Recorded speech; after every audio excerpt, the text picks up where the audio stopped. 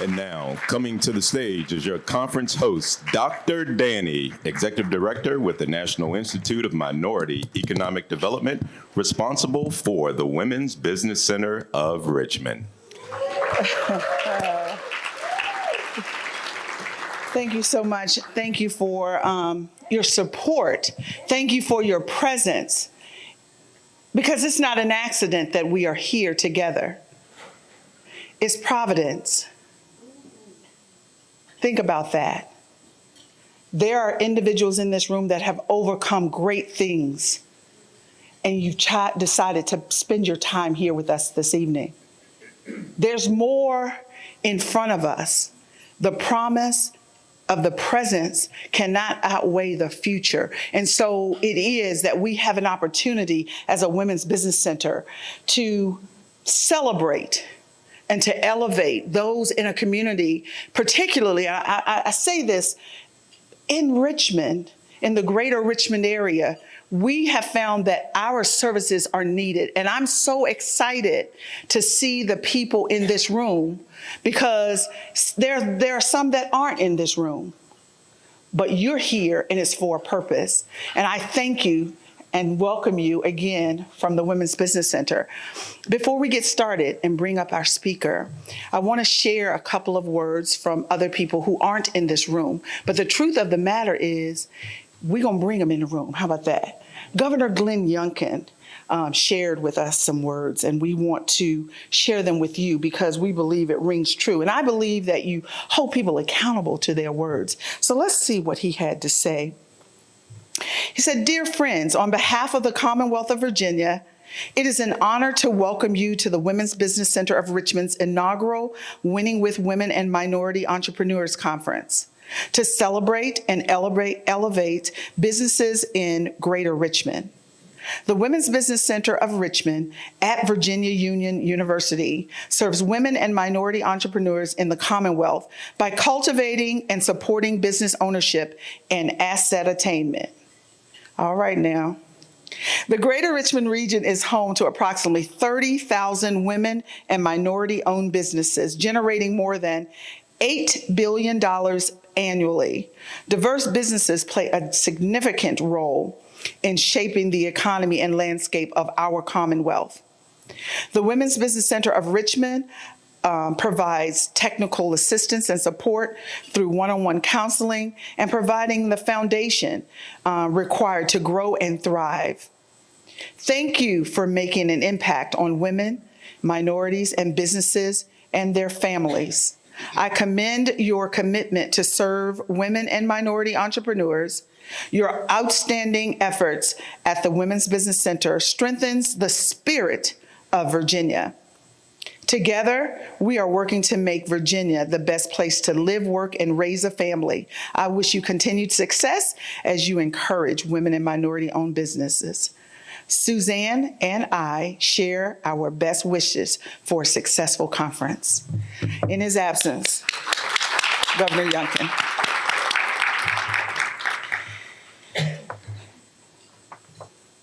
City of Richmond Proclamation. Whereas on March 18th of 2021, the National Institute of Minority Economic Development, in partnership with Virginia Union University, opened the doors of the Women's Business Center of Richmond. And whereas the main objective was to cultivate and support women and minority business ownership and asset attainment, and whereas the Women's Business Center of Richmond provides one-on-one counseling, training, technical assistance, networking, and resources vital to the success of women entrepreneurs in the greater Richmond area. And whereas it's in its initial year of operation, the Women's Business Center of Richmond provided technical assistance to approximately 200 women and minority-owned businesses whose economic footprint exceeded $750,000 throughout more than 120 one-on-one counseling sessions and more than 50 events.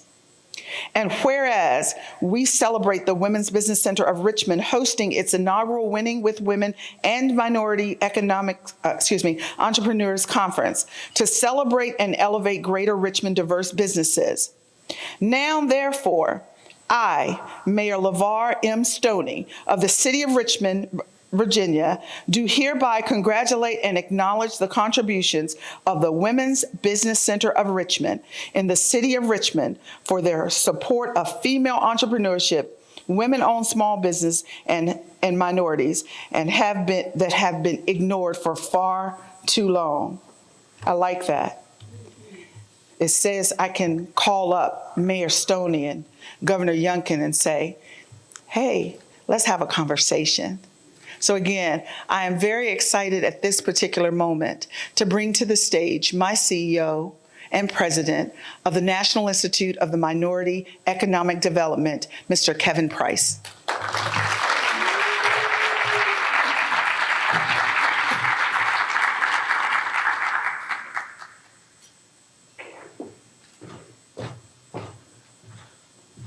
Good evening. Now, I know we all had dinner and that's kind of laying on you a little bit, but y'all got to speak up a little bit because I'm a trustee at my church. And the last thing you want me to do is slip into that mode. So good evening, everyone. Good evening. All right, so there's so much I could say. I'm excited about being here. Danny, man. Danny and I have known each other for many years in a previous life when we were both leading supplier diversity for Owens & Minor, Vicky, and for Novant Health. And I knew there was something special about Danny then. And I had already made it up in my mind. See, you weren't the only one who knew she was special. But I knew then that there was something about Danny that we would work together someday. And so here we have this privilege of working for this organization that I need to introduce you all to just a little bit. The Institute was created in 1986 by this small in stature woman named Andrea Harris. She was a graduate of Bennett College with this huge vision of providing voice to minorities and women around economic development. It did not exist in 1986 in North Carolina. And so here we are, we fast forward to today when we're now 4 lines of business strong, over 30 team members strong. Y'all see Danny and her team up here who are phenomenal, Shara, the work you all are doing, but I want y'all to know there's a whole team of people behind her. We have 2 other women's business centers, and I see Rocio back there and her team in Charlotte. We've got another women's business center in Durham. Suling is here and her team that are there doing that work, collaborating with one another, thinking through and talking through strategy of how we support women and minority-owned businesses. But we also have the only small business transportation resource center for the Southeast region. Now, y'all can imagine, we're getting ready to be very busy with this infrastructure bill, making sure minorities and women get their fair share. We all built this country, and we all deserve an opportunity to take care of ourselves. No one's asking for anything. Not a thing. We're not asking for a handout. We just want to be a part of this country that we all built. Do y'all get that? It bugs me when I ride by and see people sleeping in tents. We're the wealthiest country in the world. That is unacceptable that we would let people live like that. So there are organizations like this, like NBL and others that are out here standing in the gap to make sure people have opportunity. That's really what this is about. What we found was we can do all the capacity building through our Small Business Transportation Resource Center, and I see Arissa, you and your team back there, making sure you have opportunities in the transportation bill, but that's not enough.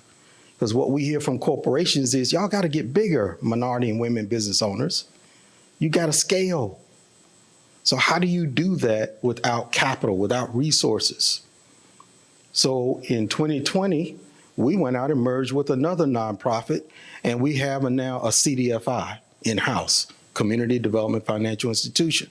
So we don't have to send people to a bank and hope it works out. How did that work out for us with PPP, y'all? So we already know how that goes. If we don't control the opportunity for people to take care of themselves, no one will. So we went out and got a financial organization so we could make loans, because who knows them better than us?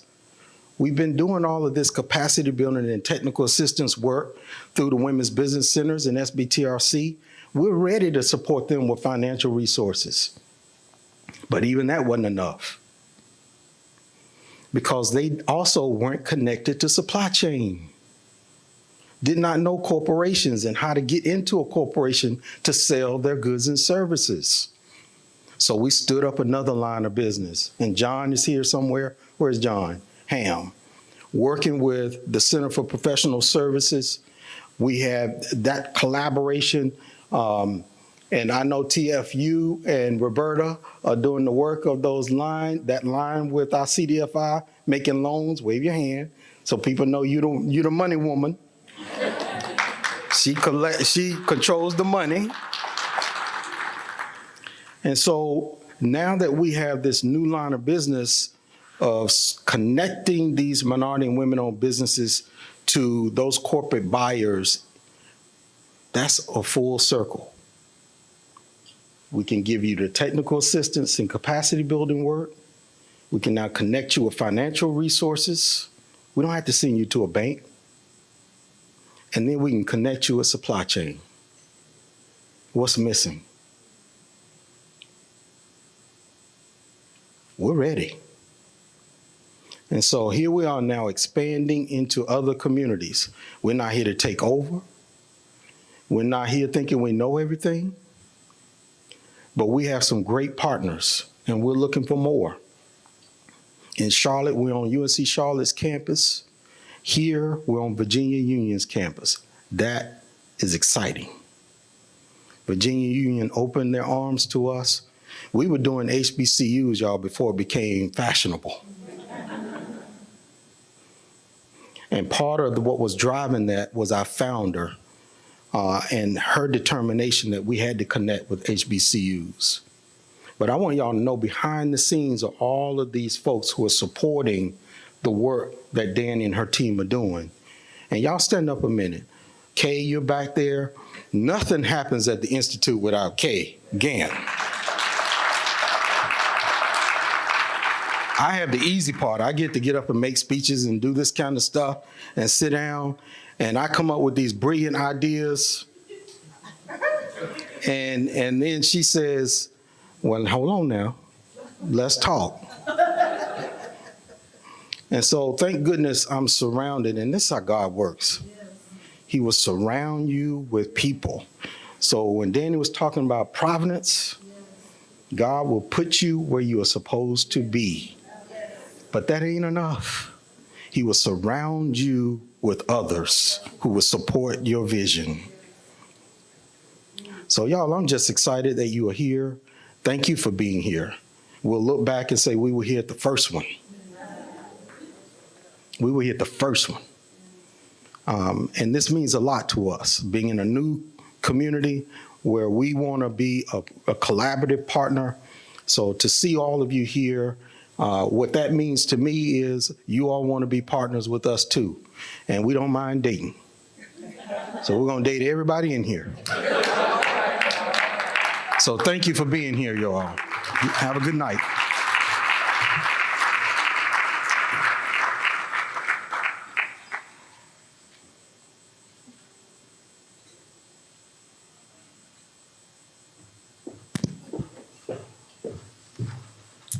And next we will have Dr. Robin Davis, Dean of the Sidney Lewis School of Business at the Virginia Union University. It'd take a lot for an Aggie to say that.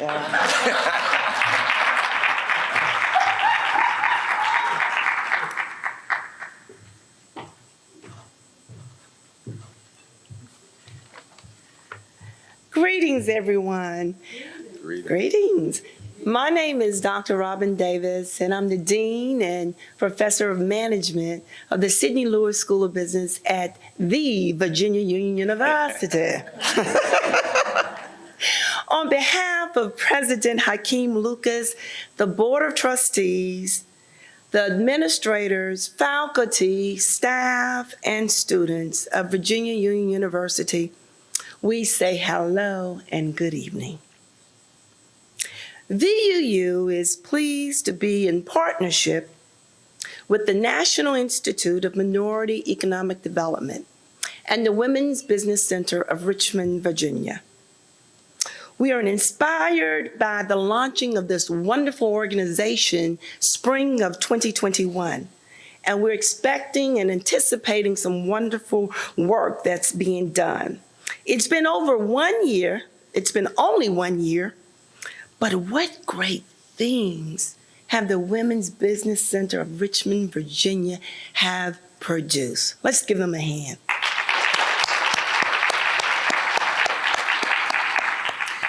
The Women's Business Center of Richmond is doing dynamic work under the dynamic leadership of Dr. Danny Gladden Green. We believe this partnership will change the economic dynamics of Richmond, Virginia, and beyond. The impact on our students and the community of Richmond will transfer economic knowledge, power, and provide, you ready for this? Generational wealth, which would be evident in our children and our children's children. Thank you again for the work that the National Institute of Minority Economic Development is doing in conjunction with the Women's Business Center of Richmond, Virginia. And we look forward to doing some more things, not only nationally or regionally, but even we're positioning ourselves to do some global things. Thank you.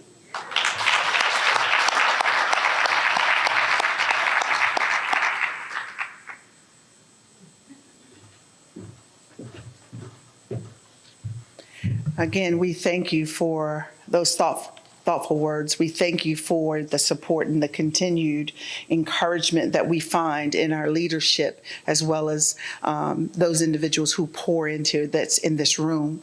But this is in addition to the awards that we're going to present later. Again, nothing happens by happenstance. We have a radio show that we do called Winning with Wow. We're on ESPN Richmond, 106.1, The Choice 105.3. And I had an opportunity with one of our advisory board members who said, hey, I just spoke with this lady, and I think you need to talk to her and bring her on your show. And I'm, always open because, again, I'm surrounded. God has surrounded me with earthly angels. And sometimes it's not even what they say, it's what you feel when you're in the room with them. And so I knew that this was, as my niece would always say, a heavy hitter. But I talked to her, and she was, let me tell you, the authenticity with which she communicates, the joy about her gifts and her talents, knowing that they flow from outside of her, made me want to bring her beyond ESPN Richmond. But I needed to bring her to Richmond, and I can't say it better than it can be said.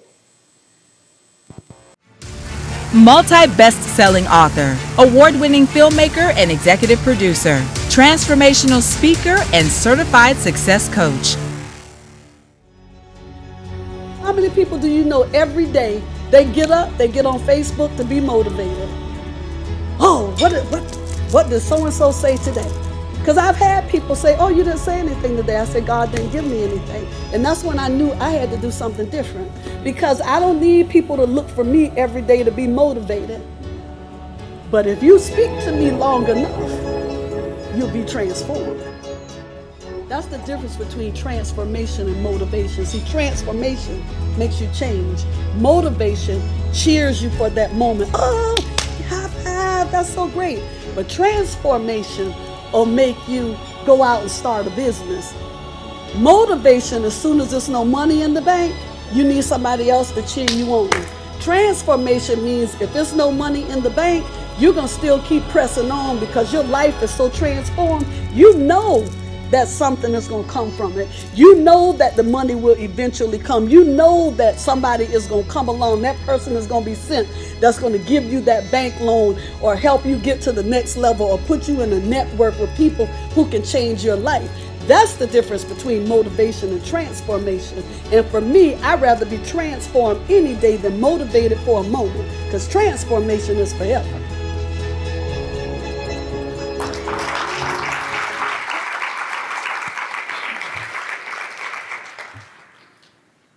I guess you can tell I'm excited to be here. And this I'll tell you that I learned a long time ago. I am responsible for the energy that I bring into the room. And I want you to know that you are responsible for the energy that you bring into the room. Greetings to the leadership, support team of the Richmond Women's Business Center, honorees and invited guests. I am thrilled to be here. I am honored and humbled to stand before you today as a woman leader that always leads with purpose and the belief that we must operate with intention and on purpose. So without further ado, what I would like to do is set the atmosphere in the intention. I want you to repeat after me. I lead with purpose. I lead with purpose. I know my purpose and I pursue it. I know my purpose and I pursue it. I am a purpose-driven leader that serves mankind. I am a purpose-driven leader that serves mankind. Now I want to tell you why I had you repeat after me. Because I'm a person that believes that mindset is everything. Whatever leaves your mouth is what will manifest in your mind and in front of you. Once you master the power of your words and they match your purpose, anything is possible. And with that anything being possible, what I decided I wanted to do for you today, and I take that back. Actually, I didn't decide it. All right. What the Lord told me to deliver to you today are the 5 P's that changed my life and my business. See, it's no coincidence that I've published 18 books, that I'm the editor-in-chief of the magazine that is on the table back there, that my film, which I just shared with everybody here, was just selected for the Cannes Film Festival. And it is because of these 5 P's. The first P is patience. You see, as a leader, we must exhibit patience. And I want to tell you how I grew a lot of patience on some film projects. I am the executive producer for any AKAs who are in the room. I'm the executive producer of 20 Pearls, one of the executive producers. And I was tasked with, they wanted Felicia Rashad to narrate the film. So I sent Felicia Rashad an email and I waited. And I waited. You heard me say patience as a leader is important. But you also, in that patience, you have to be willing to move. So my spirit told me, you have to get on the plane and you have to go to where she is. So I'm like, okay, where's that? Felicia Rashad was going to be in Las Vegas at the Black Enterprise Women of Power Summit. So me, knowing I had to land Felicia Rashad, I bought a plane ticket, I registered for the Black Enterprise Women of Power Summit, and I went to Las Vegas. After Felicia Rashad spoke, I said, how am I going to get to Felicia Rashad? There's thousands of women. So I said, well, she has to leave out and walk past. So I sat while everybody passed by and said, "Oh, are you not going shopping?" I said, "I'm on a mission."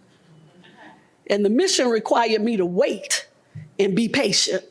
And see, sometimes we don't want to wait. We want everything to happen instantaneously as business owners. Well, I waited, and sure enough, 45 minutes later, Felicia Rashad came out with her team of people. I got up off the sofa. I walked toward her. I said, "Miss Rashad, I'm Cheryl Pillow Williamson." I talked fast because I knew my time was limited. I said, "I sent you an email about 2 weeks ago about narrating, about being in the 20 Pearls film." She said, "Yes." In that stately voice, "Oh, yes, I received your email, and I'd be happy to participate." So my patience paid off. Me willing to do something that maybe somebody else wouldn't have even done, because they would have said, "Oh, well, when she responds, she didn't respond to the email." See, I don't give up like that. And I can guarantee you that if you're in this room, you don't give up like that. And if that's not you, that's going to be you, because that's the only way that you will ever achieve that thing that you are being called to do. Right. The second P, persistence. We can't give up just because there's no money in the bank. We can't give up just because everybody told us no. We can't give up because we feel like we don't have the degrees or we don't know the right people. Persistence. Persistence paid off for me because my second assignment was, we need you to land the King family for the film. Well, as you know, we've been 2 years into COVID. So the King family says, "Cheryl, we're not doing the film. We love Alpha Kappa Alpha, but we love being alive more than we want to be in the film." So I was like, well, what do I do? So, as business leaders, we teach people the value of relationships and checking on people and serving and giving and sowing. So for months, what do you think I did? Served, checked on, gave, sowed, participated. And as soon as there was a break, I circled back and I said, "Hey, we have to get this film done. We're going to be in Atlanta. I really need to get you all as a part of the film." Their whole family is in the film. But it was because of persistence. Persistence paid off. You can't give up just because you think it's hard. People are counting on you. People are looking for you to deliver your gift to the world that only you can give. There's a gift and a calling on your life that you must deliver. The third P, I love this one, peace. Peace. No matter what's going on in your life, you have to make your peace priceless. I want you to repeat after me right now. My peace is priceless. Now, see, you have to embrace that. You can't just say it. See, we say things, but then it's like, "Oh yeah, she told me to say it." You have to mean that thing deep down in your spirit. That is how it takes root. Because I want to share with you, when we stay in a place of gratitude, you can expect to be blessed. And I can tell you, for me, when I made my peace priceless and non-negotiable, I became unstoppable. When you make your peace priceless and non-negotiable, you become unstoppable, because nobody can rob you of your joy. Even when things are not going well, even when you get a diagnosis, you can stay at peace. You can stay at peace. The fourth P, and some of you all, you're going to get me on this one. Wait a minute, somebody's calling me. 1 second. You know why I did that? Be present. How many of us sit at the dinner table with our kids with our cell phone out? We have to talk to everybody except the person in the room. That's why I said that. You have to be present so that you don't miss the deal. See, some of us, we attend meetings, and as soon as we sit down, we take out our cell phone and we're talking to people, places, and things that are not even tied to our destiny. Missing the person that is in our now is very clearly many times the person to get us to our next, but we miss that because we're so busy. We're so busy. On the phone. How many concerts have you been to? You can't even enjoy the concert because everybody is taping the whole concert knowing that they are not going to go back and watch all that footage. Right? So we have to be present. Don't miss the moment. Don't miss the moment to see somebody outside and say, "You look so pretty." Because you do not know if that "you look so pretty" is the thing to stop that person from taking their life. That smile, that attention to detail, we have got to be present in the moment because it's all we have. We say, "Oh, I'll do that tomorrow." That's arrogance. You don't even know if you're going to be here tomorrow. You don't even know if you have the next second, so stop putting things off and be present. The fifth P, productive. Productive. Take action on your goals. Show up for yourself unapologetically. Advocate for others. Don't feel like, "Oh, she's a speaker, so I'm not going to promote her." I spend so much time promoting people that's how I've been able to get into the film projects, because I don't have this feeling like I can't do for somebody else. I was sharing with Danny the reason and how I got into film. One, because I was doing the books. I didn't know how I was going to break through because I have no film background, none whatsoever. But now I'm on my fourth movie. But how I got in was someone who is an award-winning director called and said, "I understand that you want to do film. Would you be willing to be a production assistant?" Well, I'll be candid. I didn't know what a production assistant was. I run corporations. So I looked it up and I said, "Oh, that's serving coffee and meals." So I called her back and I said, "Oh, yeah, I'll be a production assistant." She said, "Are you sure?" I said, "Yeah, I looked it up. I'll be a production assistant, of course." So I show up, I'm serving coffee, doing all these things. And then they said, "We're about $45,000 short on the budget for the film." So I know people and I have relationships. So I called a couple of friends and I said, "Do you want to be an executive producer on the film?" "Well, Cheryl, what is it going to cost?" I told them, they became executive producers, and I went from production assistant to executive producer. And the reason I'm saying that to you is because I was productive. I was productive on set. I didn't say, "Oh, I'm not serving coffee. People serve me every day." I was serving. I was in production. I was creating opportunities. The thing that you have to do is when you get in the place, create a space and an opportunity for somebody else. That's a part of being productive. I did a Facebook Live today and I was saying, everybody is saying, "Oh, I'm busy, I'm busy." Not me. When people walk up to me and say, "Oh, Cheryl, you are so busy." No, busy people are broke. I'm not broke. Busy people are broke. And you know why? Because they're doing a little bit of this and a little bit of that. They said, "Well, what are you?" I said, "I am productive, purposeful, and profitable."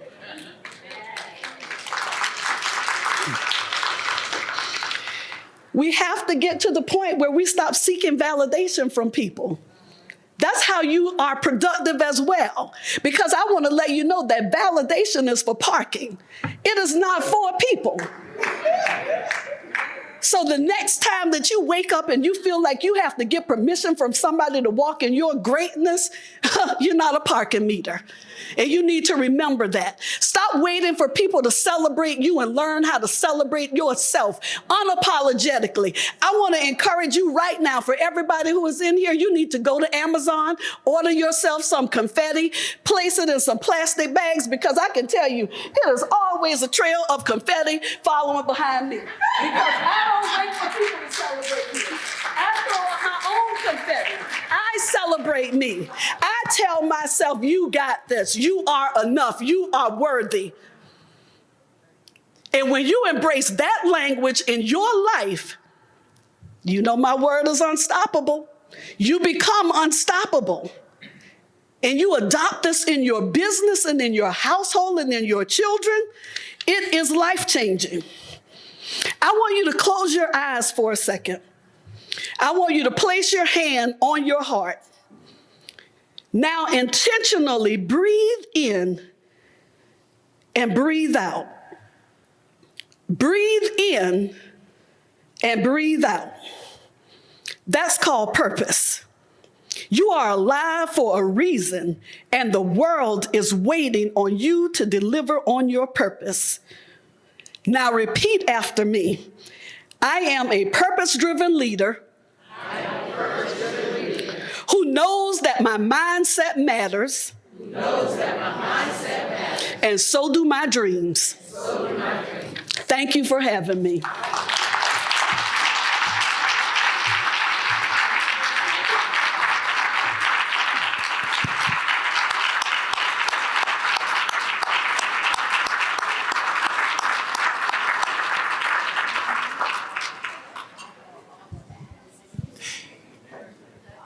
And now, coming to the stage is Ms. Shara Gibson, Program Director with the Women's Business Center of Richmond.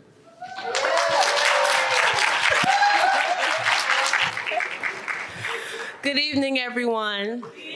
Good evening. I'm so pleased to see all of you in the room, and thank you for attending our inaugural Winning with Women and Minorities Entrepreneurs Conference.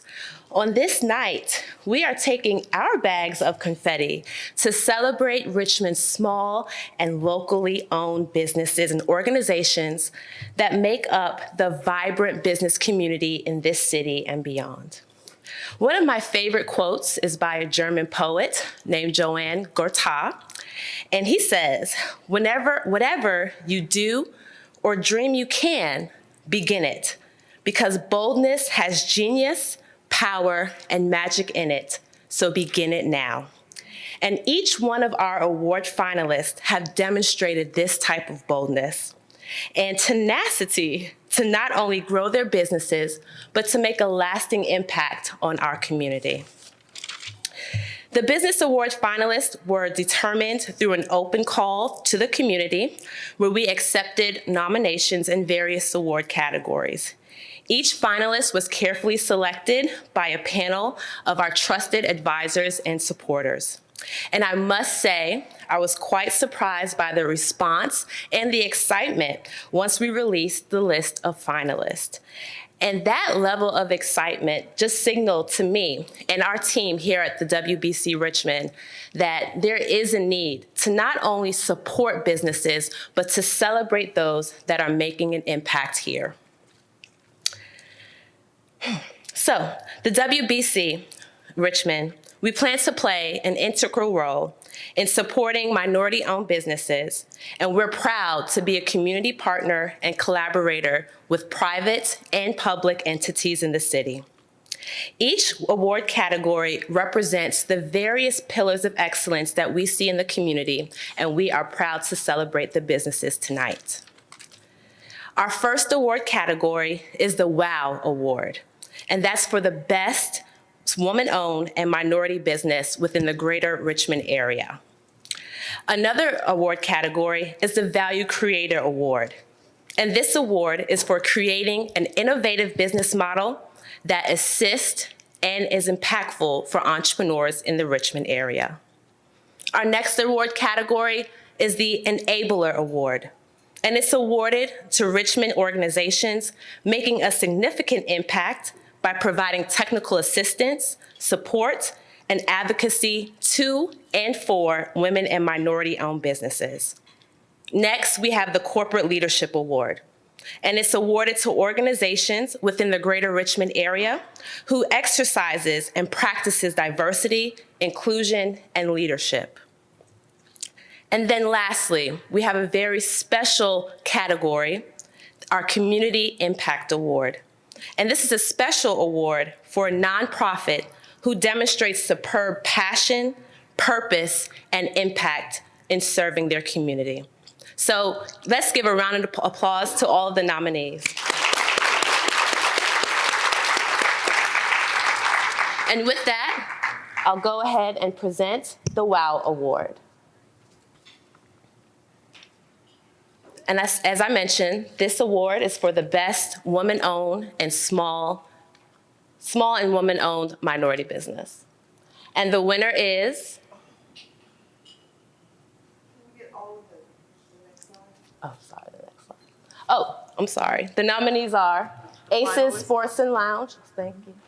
Aces Sports and Lounge, Lips and Hair of Richmond, Virginia, The Literary Enthusiast, and lastly, Yvette's Notary Services.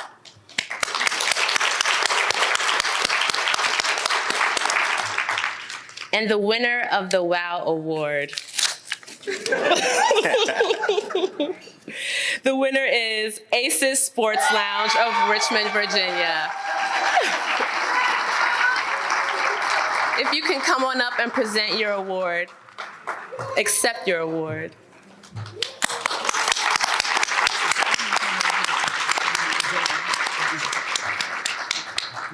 Yes, Sean. Yeah?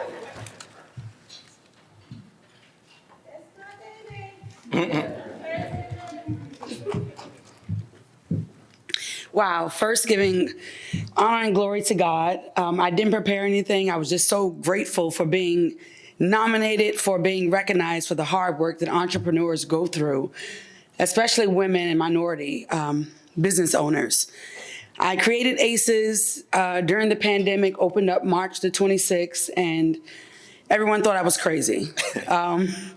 I had a vision just to bring the city a really great sports atmosphere, cigar lounge where I pictured sports agents and coaches and players coming and actually having a place to find their way as far as their visions in the community and in their sports endeavors. And to be recognized for this, I employed 32 individuals, mostly women and minorities, and throughout my entrepreneur endeavor, they have been with me for several years. And I tell them all the time, you don't work for me, you work with me. Because it's very, very, very important for me to be able to leverage others as I leverage myself as well. I teach them everything I know about the business. Even if I don't know, I go find the answer and I share it with everyone. I don't want to just be successful. I ultimately want to foster an environment that creates the opportunity for them as well. You know, they get new cars, they go off, they get new relationships, and I know about it all and they share it with me. I was a member of the Women's Business Center many years ago when I had passions to be a shoe designer. And I learned so much about business plans and finances and working relationships. Then I went off into corporate America because I wasn't quite ready for it.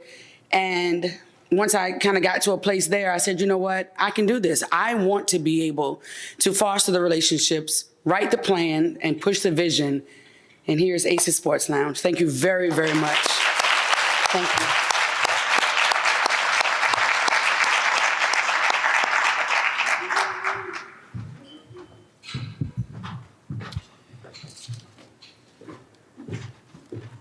Next, we will have the presenter of the second WHAM Entrepreneurs Award for Business Innovation in the Value Creator category.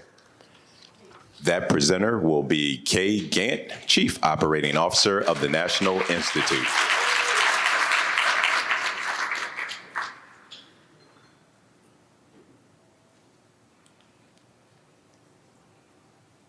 Before I even get to the podium, hello, good evening. Hello.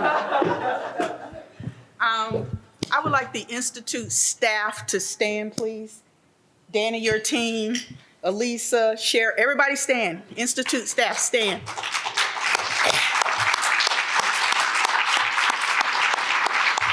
If you don't know the Institute, this is who we are. And let me be clear about a few other things. $10.9 million last year in grant funding. $4.3 million last year in direct loans. Roberta? $20 million. Access to capital. That's what we assisted the small businesses to obtain. $40 million.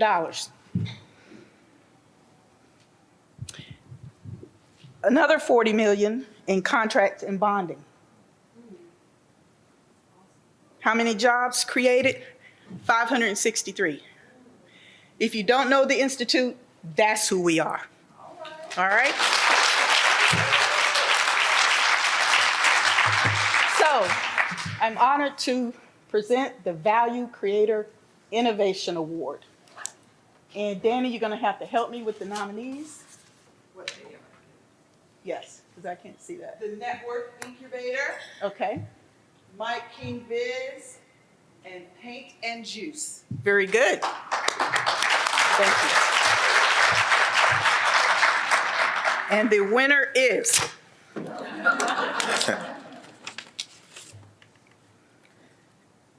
Mike King Biz.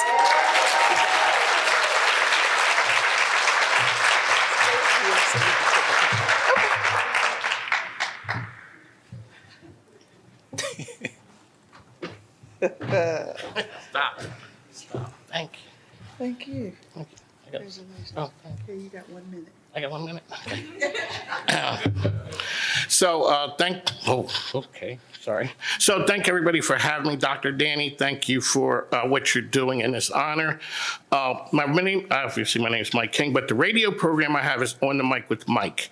It's a business radio show. It just happens to be on ESPN, which is another crazy story.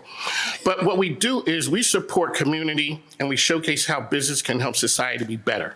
That's what we do every day, 5 to 7 a.m. Last year, we donated 19,000 minutes of free airtime back to nonprofits and businesses. And people say, how do you do that? With business partners. I got to show some love to Dr. Danny, Danielle Fitzhugh, the Chesterfield Chamber, Kevin Oliver. People like that help us stay on the air every day. So once again, I'd like to thank you. Congratulations to everyone. What Dr. Danny and the Women's Business Resource Center does is outstanding. As you guys can see, this whole public speaking thing is not for me. It's not. But all right, so thank you.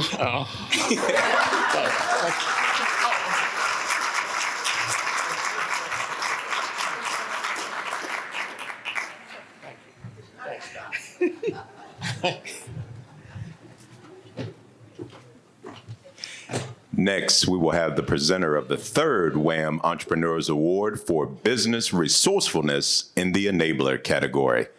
Dr. Tom, please come up.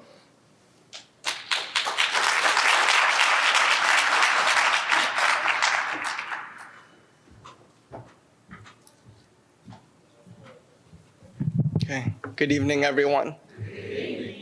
So I'm very, very honored to be here tonight. I have tremendous respect for Dr. Danny Gladden Green. I left my medical pharmaceutical career to run a nonprofit full time, and it's been very, very hard. I started off calling the people who support me as friends. Then I started calling them missionaries. And then I started calling them disciples. So I joke that I'm in the energy business, but not oil, human energy. Dr. Danny Gladden Green, I love her to the moon and back. She's just so talented, a humanitarian. Even in the nonprofit world, it is hard to find humanitarians.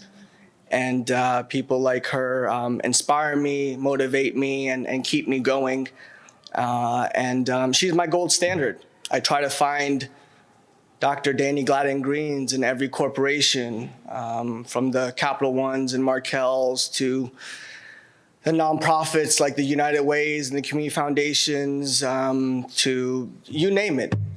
She's my gold standard. And so to be here as her guest, I'm honored. And I just want to thank her and honor her. So thank you. Thank you very much. Thank you. That being said, I left my career to run the Honor Loan Entrepreneurship Program. Our website is honorloan.org.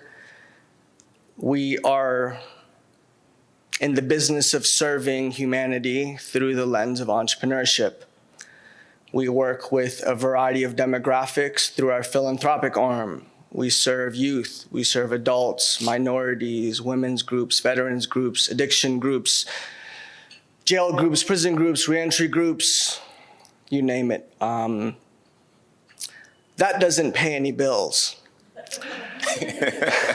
So now, after 2 years, we pivoted. We practiced the entrepreneurship that we preach. So now we work with innovative corporate partners.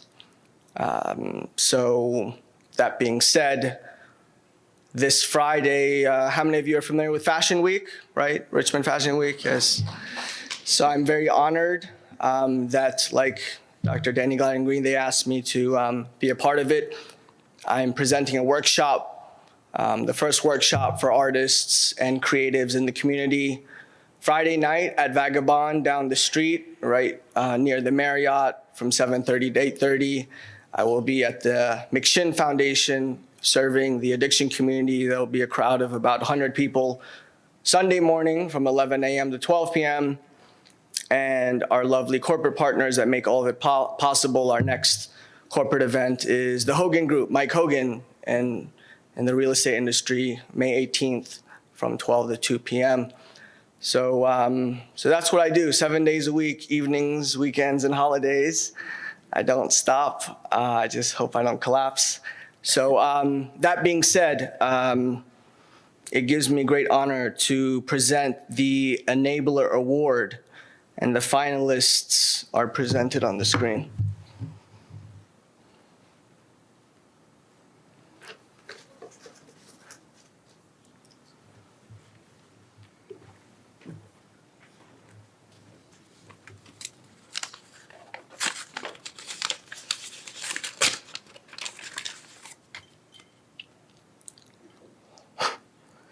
You did this on purpose.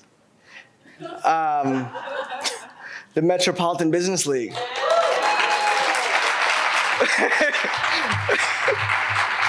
Yeah.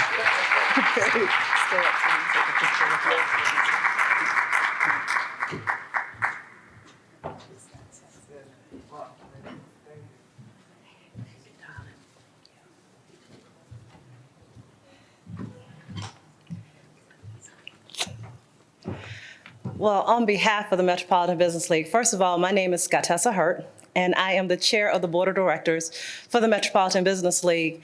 This is Nicole Lewis. She is the vice chair for the board of directors. And actually, I'm so happy because Dallas is here too. He actually serves on our board of directors as well.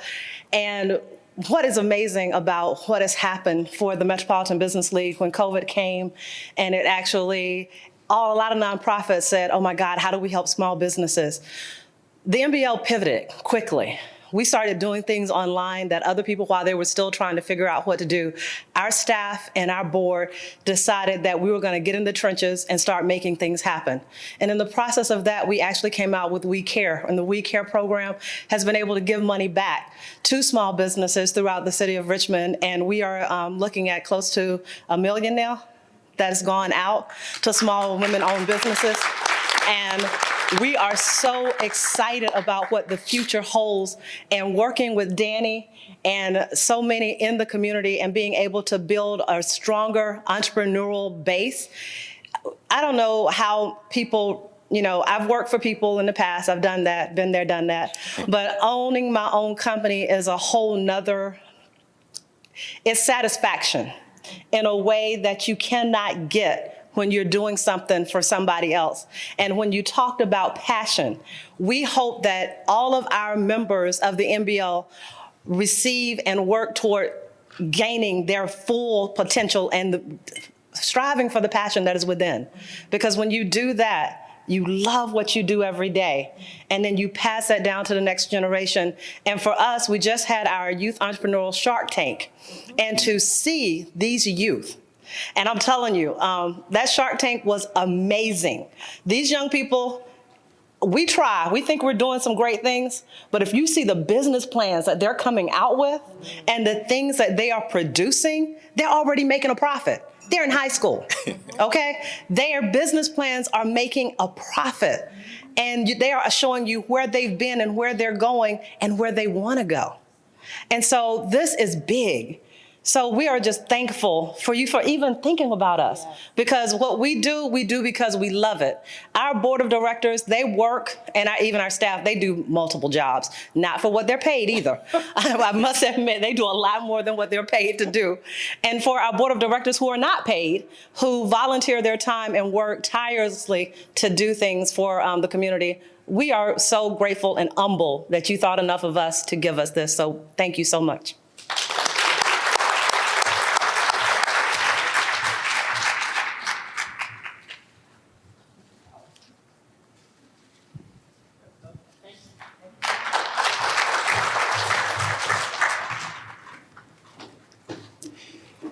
And next, we will have the presenter of the fourth WHAM Entrepreneurs Award for Supply Chain Diversity in the Corporate Leadership category.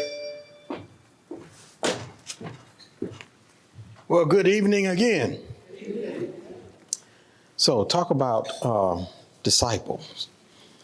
This work doesn't happen without corporate support. We get to come to these events and do all of these things of having dinner and all of that. Somebody had to pay for this. And so that's where having strong corporate partners in the community come in as a key role and partner for all of us. And so I have the honor of announcing the corporate leadership finalists, who are Owens and Minor and Dominion Energy.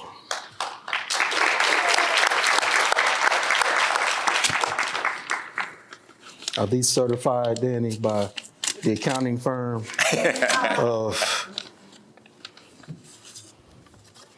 and the winner is Dominion Energy.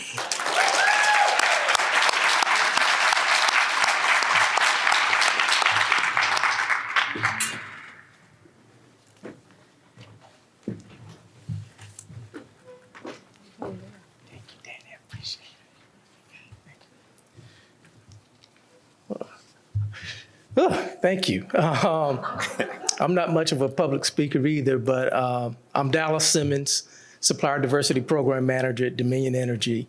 And on behalf of Dominion, I would like to thank Danny and her team for this tremendous honor. It's very important to me to work for a company like Dominion Energy that values working with diverse suppliers. They allow me a lot of latitude to go out and meet diverse suppliers across the country that can work for us. I'm proud to say that last year, 2021, was a record-setting year for us with our diversity spend. We spent over $1 billion with diverse suppliers. And we look to spend even more this year. So Danny, thank you and for this honor. And I really feel connected. Kevin, I'm actually from Durham. I'm a proud Eagle from North Carolina Central University. All right. I have a connection with Virginia Union. My father was past president, Virginia Union for 14 years. Proud board member, MBL. So I feel very connected tonight, and so thank you again, very humbled with this honor.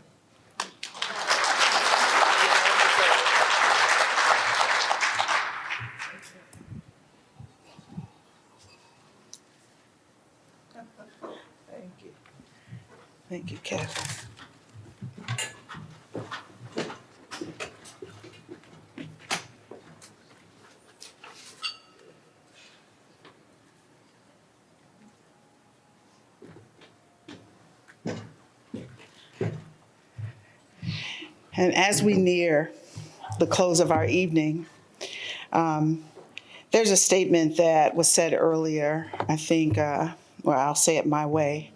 Business can make communities better. It makes communities better because if you are having an opportunity to create wealth or to create revenue streams that are inside of a community that has been underserved, that opportunity begins to bring more life and revitalization into that which might have been left behind. And so the opportunity to stand before you tonight to highlight a company that was very, I will say, we had, so many nominations. Generally, you would end up and you would have maybe 2 finalists. And you saw the recognition because there was so much, community support for the names that were submitted. Oftentimes you've heard people say, oh, congratulations, Danny, or thank you, Danny, or what. It wasn't me. These nominations came from the community.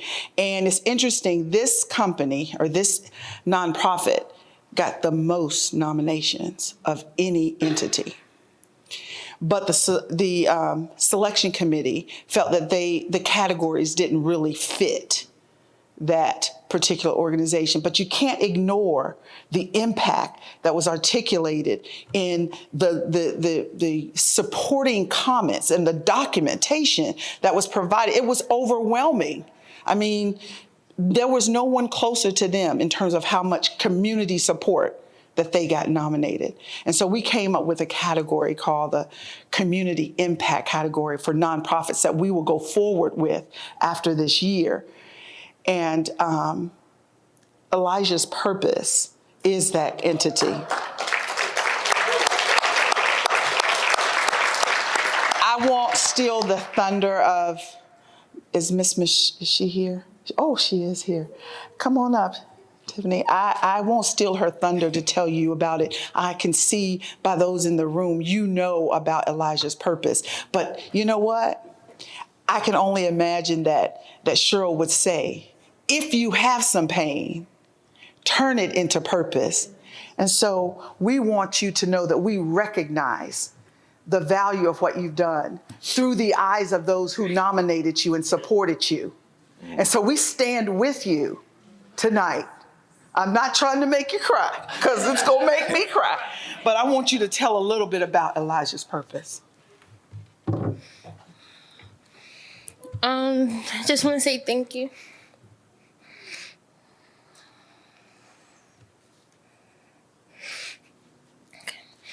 One second.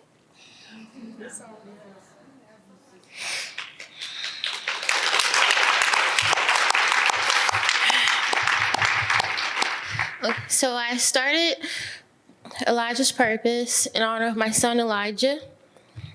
And so I was pregnant with twins in 2013, 2014. And one of my twins, Elijah, he passed away at 25 weeks, but I didn't find out until 28 weeks. My other twin, Elisha, he was doing good. He was fully formed, so I stayed pregnant as long as possible so Elisha can have a better chance at life. Then I had an emergency C-section after 4 weeks, and then Elisha spent 6 weeks in the NICU. Today, Elisha is 8 years old.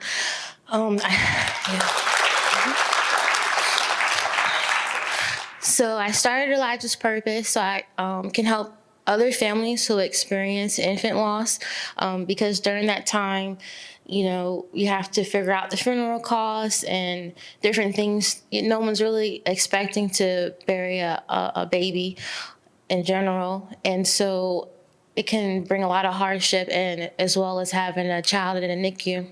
And so I wanted to help other families that have experienced that same loss. And we also help families who have experienced,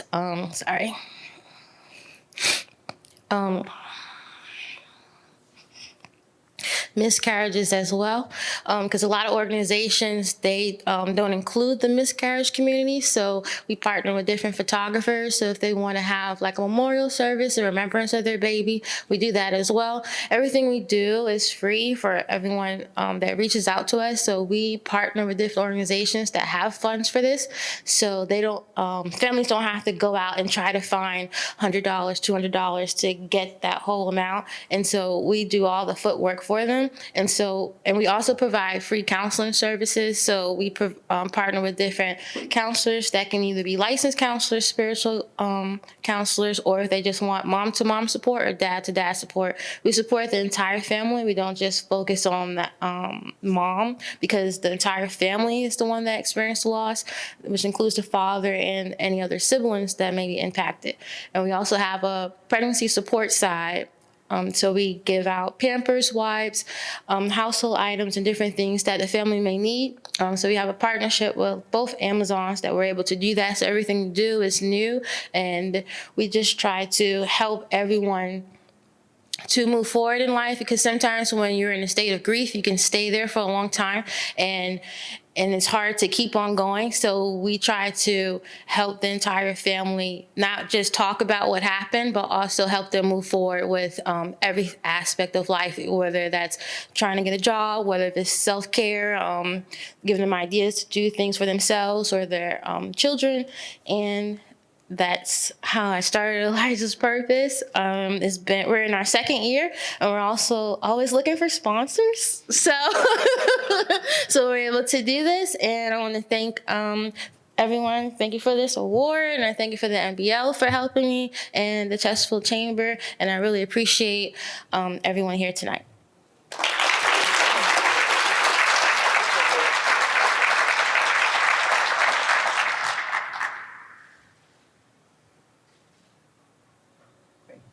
Thank you so much. Well, I think that we have celebrated. I hope that you feel elated. We have gone to church. We got a trustee in the house, any deacons around here. We're all being discipled, I think, Mr. Times, Dr. Time. And you know in church how it is when you have someone who brings a powerful word. You want to give them an opportunity to send you off well. We definitely want to memorialize your speaking with us today with this award. Dr. Williamson, if you will come up and receive this and send us with our benediction.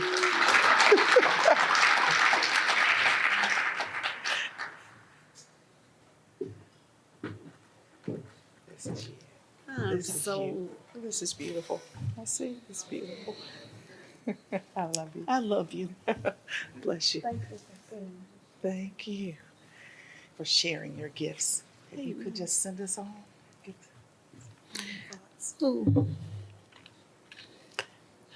I first just want to say, I see you. I see you. And the reason that I want to say that is because so many of us go through life and circumstances where we feel like nobody sees us. So I see you. I see you. Do you see you? Do you see you? I'm going to pray. I hope that's okay. Oh, Lord God, God, I just thank you. I thank you for this space and this place and this opportunity. Father God, I pray that every person present, God, that they will see you like never before. That they will birth the dreams that you have placed in them unapologetically, God.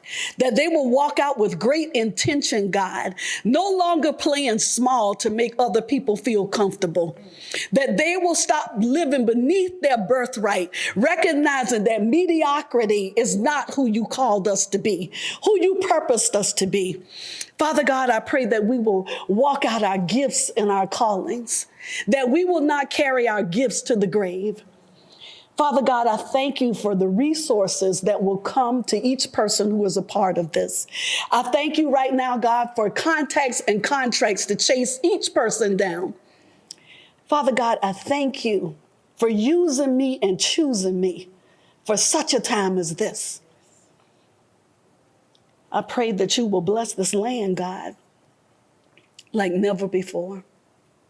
Lord God, as we depart, that we will find our homes healthy, happy, and whole. And Lord God, for those who are seeking joy, I pray, God, that you will place a joy in their heart that they will know that man cannot take. It is in Jesus' name I pray, and I wait in great expectation to see the manifestation of the blessings, God, that we know, only you can bring. Amen. Amen.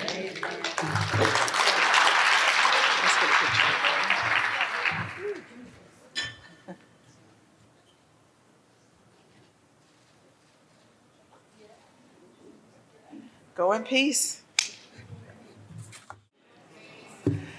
Well, good morning. I hope that each one of you have had an opportunity to enjoy your breakfast, enjoy your time of networking and connecting with people that you know and people that you don't know. It is indeed an honor and a privilege to stand before you this morning as your conference host. Although many of you were here last evening, I do know that there are some that have just joined us this morning. So my name is Dr. Danny Gladden Green. I am the Executive Director with the Women's Business Center of Richmond, and we are a program of the National Institute of Minority Economic Development. It is a joy and a delight that you thought it not robbery to take time out of your weekday. One of the things that we learned in the process of putting together our inaugural conference is that entrepreneurs are very much involved. I almost used the word business, but I learned last night, busy. I learned last night, you don't use the word busy. Entrepreneurs are productive. And so sometimes taking that time out of their day, some of them who are working day jobs and they have a side hustle that they're trying to get it to a point where it becomes their full-time job. But so I do appreciate the fact that you all were able to take time to come out with us this morning. We have a phenomenal day planned for you. If you thought that last night's gathering, sharing, in addition to the keynote and the award winners was great, you are in for a treat today. Not only do we have a phenomenal fireside chat with CEOs and leaders that are helping to shape women and minority businesses in a very special and productive way. We have several breakout sessions. Although they have the same name, we are covering our counties, Chesterfield County, Henrico County. Unfortunately, our friends down in Emporia won't be with us today, but I think that there are some business owners that are here from Emporia. So this is not just a Richmond City event. This is a greater Richmond area, and it spans a couple of, and there's even people from North Carolina in the house. Shout out to the big NC.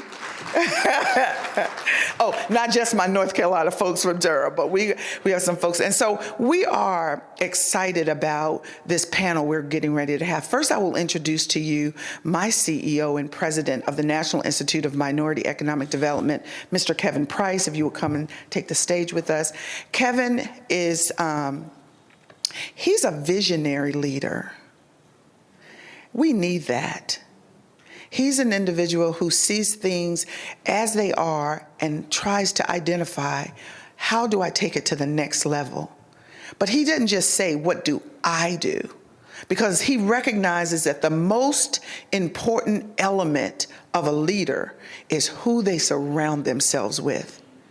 And of course, I've known him for a number of years, but I'm impressed by how he has grown this organization.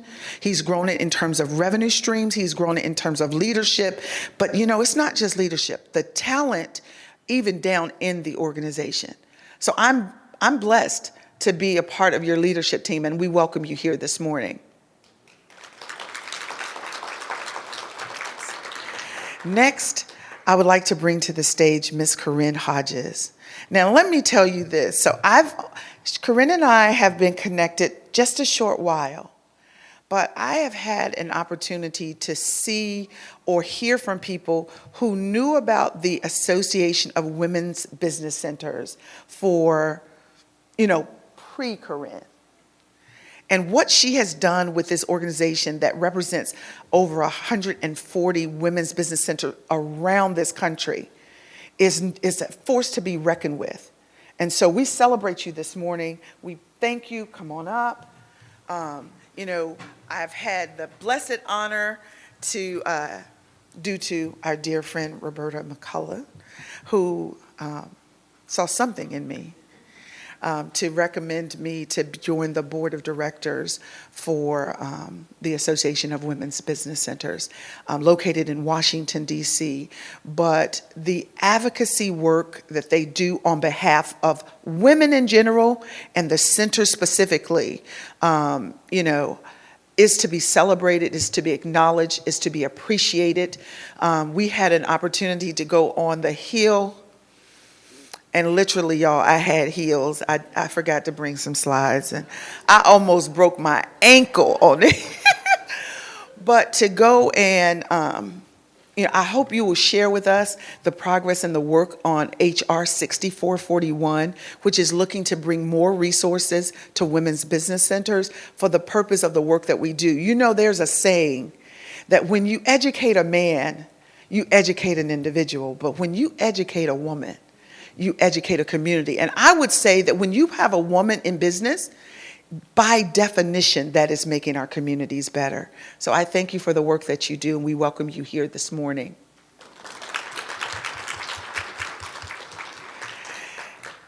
And last but definitely not least, we have a voice to the Administrator Guzman, who has been appointed by the Biden administration to lead the United States Small Business Association. We have him in our presence today, but we have him always in Richmond. He represents the Virginia district. And Carl Knobloch is what I know when I met him, his presence far exceeds his stature. And the directness at which when Carl speaks, he's very direct. He said, if you all don't go and get this money now, shame on you. And so we bring Carl up. Thank you, Carl. Thank you. And we recognize that he is not just here. He came yesterday, you all, to experience the Business Expo. And I saw him, I'm going to say it, Carl. I saw him pimping up Marshall Street with some Jordans, and I was like, that kind of looked like Carl. And he came through to show his support. He came through to encourage the business owners that are here. He came through to patronize the business owners. So he not only talks the talk, but he walks the walk. And he was looking with an eye, and he said, you have some business owners here who have products that should be on the international market. I said, well, they're already importing. He said, no. They need to be exporting. So that's what's next for the Women's Business Center, is we're going to start looking for those business owners who are ready and know it, and those who are ready but they may not know it, to help them send their products to other countries. So again, we thank you, Carl, for being here this morning. We welcome you. Let's give all of our panelists a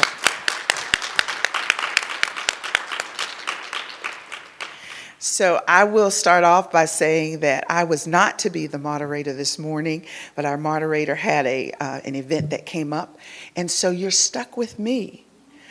Please take your microphones. You should be able to see a little lip in there. If you push it up, that should turn it on. And this is going to start out with hearing from them directly, but more importantly, if there's a burning question or if there's something that you would like to ask them, we're going to leave time for that as well. And so our first question is going to go to Mr. Carl Knobloch. And Carl, we've just got to know each other for a little while, but I am blessed, of course, to always have the opportunity to speak with you. So, Carl, what we're going to ask you to speak to is that when it comes to the U.S. Small Business Administration, the Virginia region, it's you've been here for a little while. You can share a little bit about your background, but could you specifically address developments within the SBA under the leadership of Administrator Guzman and the Biden administration, and contrast it to where we came from and what you are excited about is going to happen going forward? Well, thank you so much for having me here today. And so much thank you for Mr. Price for having the foresight to actually come up here and establish the WBC with Virginia University, the HBCU. You were at the forefront ahead of everybody else, and I commend you and your team in hiring Dr. Danny. And I can't tell you how much I appreciate all the work you guys do. You don't get enough credit, and you definitely need more money. So you heard that personal. But anyway, dealing with the things that have gone on with the administration at this point in time. I've worked in the SBA in Pittsburgh at one time before coming here. And I look at just using Richmond as an example, like Pittsburgh was when it started discovering itself and went through its renaissance and what it is today. Everybody kind of references Pittsburgh as the change agent from when it collapsed with steel and it came back. And the same thing here in Richmond as it blossoms.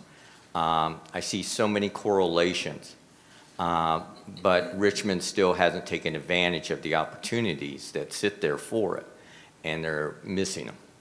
And I'm hoping with the recent changes that have come through the Biden administration, that with that, it will awaken the region to step out and take advantage of the opportunities. All of you have heard recently with the administration talking about the diversity, equity, inclusion. All federal agencies have to set up programs to how to better connect to you. And I don't know if anybody's read it or looked at it, but the one thing is I highly recommend it because it's kind of saying the agencies have literally said what they're going to do, okay? And it's basically a 8-year plan that they have mapped out, okay? And all I'm going to talk about is SBA.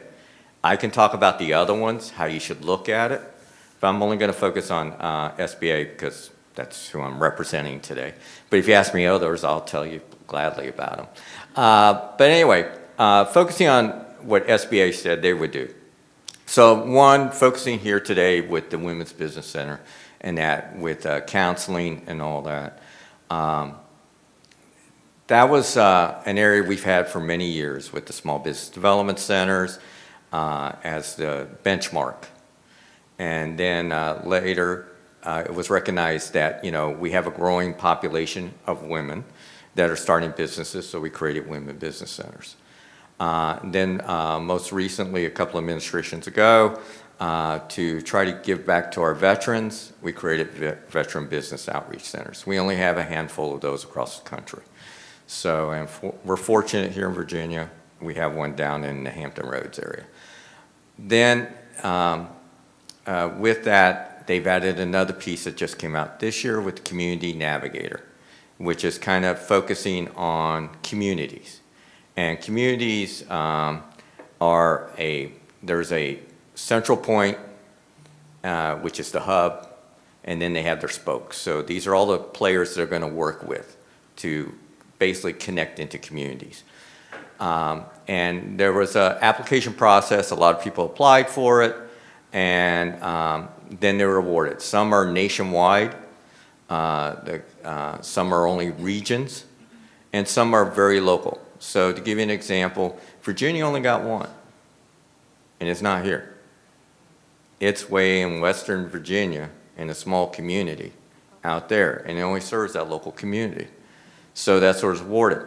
But it's a pilot program to see if it works. If it works, then all odds are it's going to expand to other areas. But it's something to be aware of that they're focused. But once again, the other resources that have long been here, like the WBCs and things like that, are still here to service. And like I said, WBC here is literally brand new. And we had one here previously, and it failed, unfortunately. And this one has a lot of support. It's at HBCU, and I know what the HBCU is doing with their future. So there's a lot of dynamics going on. And it's not only taking advantage of WBCU, but it's also taking advantage of the students at the HBCU. And people don't take advantage of the young people with these opportunities. So that's on the counseling side. We've made a commitment that we're going to connect into the underserved communities as we approach things, where before we talked, but we didn't really go into the neighborhood, as I said. Now we're in focusing on, because everybody always wants to know about money, so I'll talk about the money side of it. The money side is the number one thing they're focusing on is using technology to make it more efficient, because we're all basically technology connected anymore with our smartphones. So they're focusing on lender match. I don't know if any of you gone to our website, www.sba.gov, and click on the lender match. And what it is, you put your information in, and lenders look at it, and they make a decision whether they want to reach out to you or not. The one thing I tell people is, when you're trying to do that, it doesn't ask you what your credit score is. It basically is wanting to know what you're trying to accomplish. But if you're going to pursue that, I tell people, have your business plan ready, because that's the first question they're going to ask you when you actually do talk to them. And if you don't have it, you just wasted a bunch of opportunity with it. And once again, that's what WBCs are here for, to assist you through that process.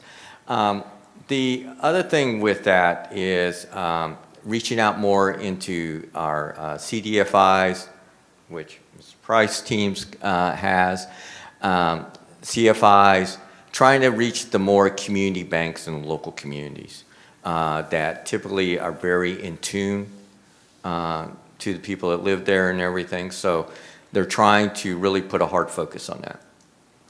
And we've done that with extending our program that was Community Advantage. We've extended that out, that pilot out longer, that focuses on that market. Because we know that, especially with women, they're typically asking for less than $150K for funds, and that's the abyss. Nobody talks to you at that level. You ask for $5 million, everybody talks to you. But that's the issue, and so we're trying to find those points. We were going to try to implement direct lending, but unfortunately that was not funded. So we weren't able to pursue that aspect that we were trying to also be able to connect into the underserved community better, dealing with it. The other piece dealing with that is, I don't know which ones of you were in business here previously with the COVID. Those of you that were and are still in business, I commend you, because we've never experienced anything like it. But we came out with our disaster programs, and Congress gave us our one tried and true, our economic injury disaster loan that we use for physical disasters, hurricanes, tornadoes, and everything. And we actually had to get permission from Congress to actually use it for COVID. And so they approved it, and it got used. Okay. Then they added a piece that we've never dealt for, and people have to understand this in SBA. We actually gave out grants, and that was, we didn't know what to do with that. So that was a whole new thing to us. And so dealing with that aspect. Then they came out with the payroll protection program. Then they came out with restaurant revitalization, and then they came out with shuttered venue opportunity. You got to remember, we were only double-digit billions in disaster.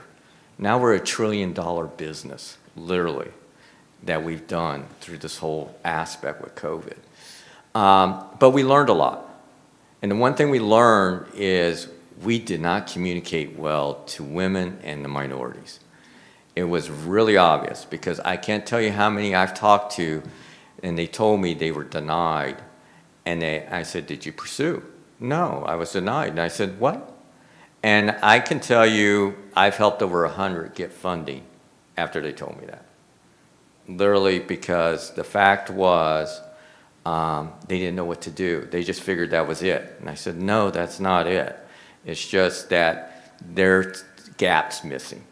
And one of the things that's also been talked about with this is there's going to be more resources with the WBCs and our other resources to do a better job, heaven forbid, of whatever disaster hits, to connect into the communities quicker, faster, to give them the opportunity to have those funding opportunities and not lose out through it, this process.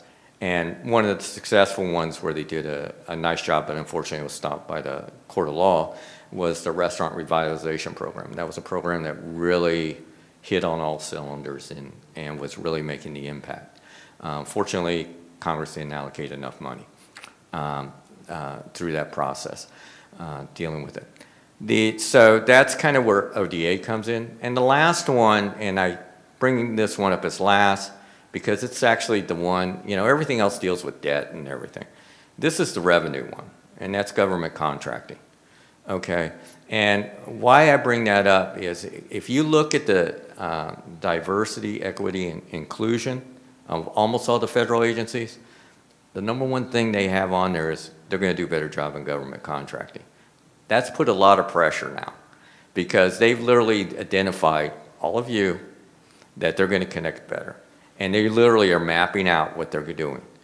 And that's one of the things where we're trying to make our program easier for you to get in, because those of you who've gotten your certifications know how painful it is. We're not friendly. That's about the best way to describe it. And it is difficult, and we are slow. And these are things that we understand that we have to do a better job, and they're looking to streamline the process and things like that. So, and then the goals have been increased to impact not on numbers. Before originally when this program started, it was about numbers. How many do we have in the program? Now they're getting to reality, it's about dollars. Make the dollars correlate to the numbers in. If I have 25% of my contractors are women and minorities, then how come they don't have 25% of the dollars? Why do they only have 10%? So that's the discussions going on now to correlate that it's more matched up evenly. The other thing is about, unfortunately, it's taxpayers' money that's basically there, and it's about lowering costs. So it's about consolidation, consolidate, make it, but when you do that, you take out players. But part of the other reason is, and this is where I stress to all of you, is you have to learn to work together to create your opportunities, to go after bigger deals. I talk to people and I try to group them to say, if you work together, you can go after this package and actually get it. You're not going to get it all. You're going to get pieces of the pie, but that's better than having nothing. And that's one thing we have to work harder at, educating, that there's lots of pieces of pie out there instead of trying to always win that one contract where it's just for you. And you can make a lot more money. When I ran my businesses, that's the way I did it. And I made a lot more money that way than me trying to land one nice contract. Because you spend a lot of dollars for the ones you lose out on. And if you total it all together, you actually are negative for the one big contract you finally land. So that's the aspect. Those are the four main areas we're focusing on with the Biden administration coming out. But like I said, happy to talk about it later. Thank you. Thank you, Carl. I took away from that parity is coming, right? Parity. So we have some diversity. We have people in the room. We have some equity, but it doesn't line up with parity. Parity say if I make up 15% of the population, I ought to get 15% of the opportunity. So I'm looking forward to that. Next we have Corinne. And Corinne, in addition to sharing with us the mission of the Association for Women's Business Centers and some of the opportunities and challenges that you envision, I'm hoping that you can paint a picture of where you envision the public-private partnerships that are ongoing, the legislative direction that we experience, but more in general is helping us to look more towards taking advantage of those things that are out there that you guys touch on, but maybe we don't hear a lot about. Like Carl said, you don't get enough credit. I need you to brag on AWBC. Oh, my pleasure.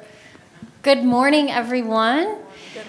It's always a pleasure to be with you with the Women's Business Center, with Roberta, my board chair. I just absolutely love the people that I get to work with. And Kevin, it's always great to see you again. And Carl, thanks for the compliments. You've also got a lot going for you, and more than just your fashion, so congratulations. Which is just says how unique you are, at SBA. I think you might have the award there. And the story that you told, Carl, is an important one. And not to detract from your credibility in the least. You come from an agency that is well-funded, better funded than it ever has been, and certainly is a proud partner. AWBC is a proud partner of the SBA.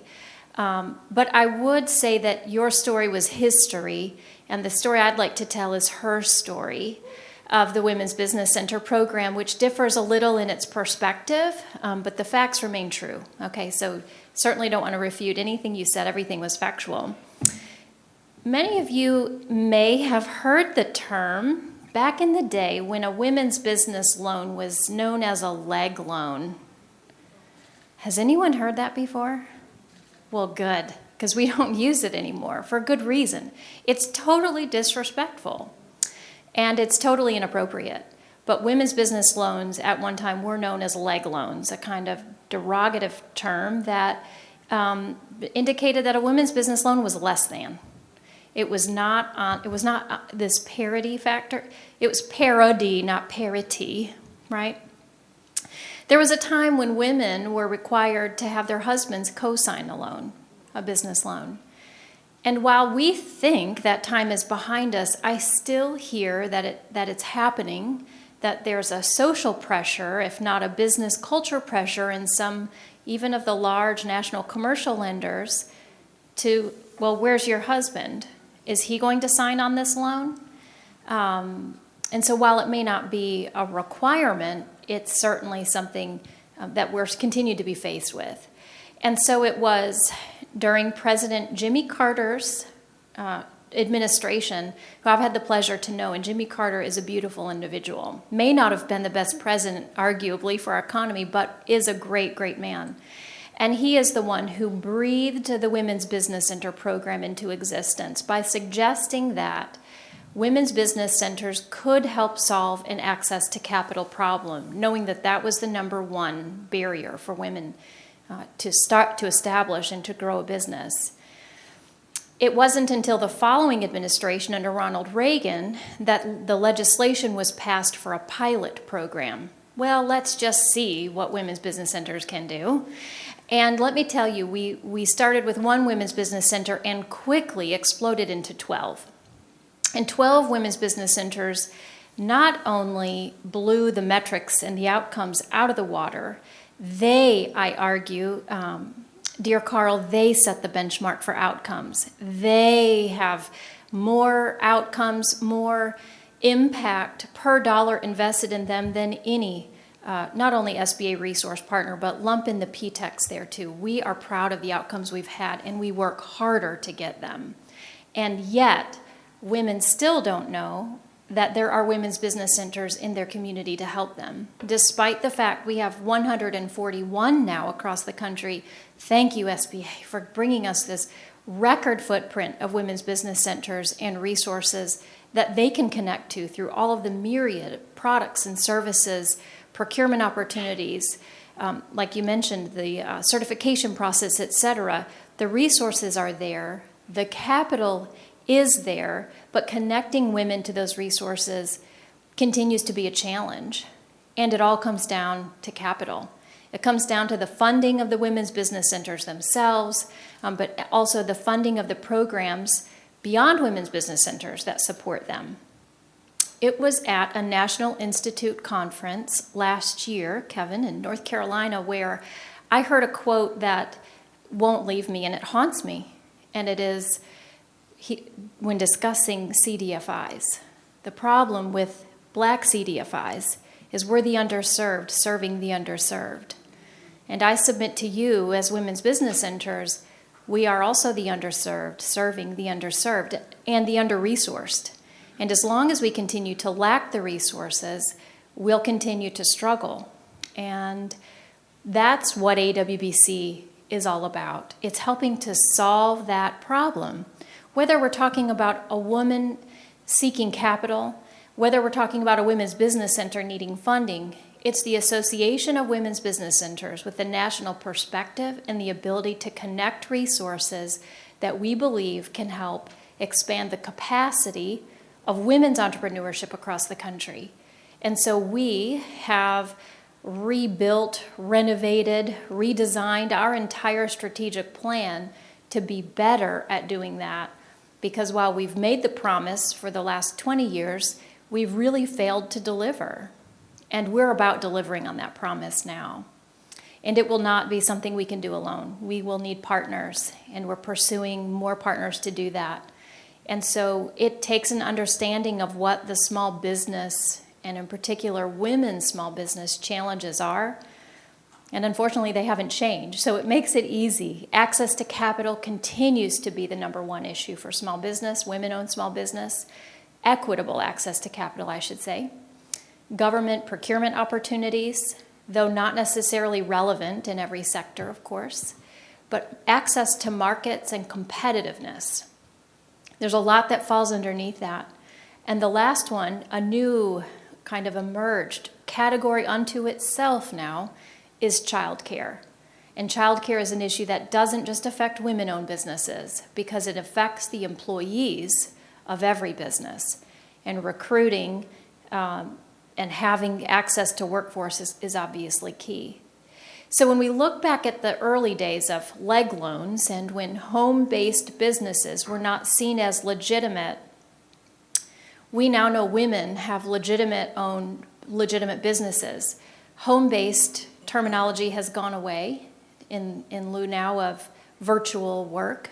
A virtual or a remote business is now totally legitimate.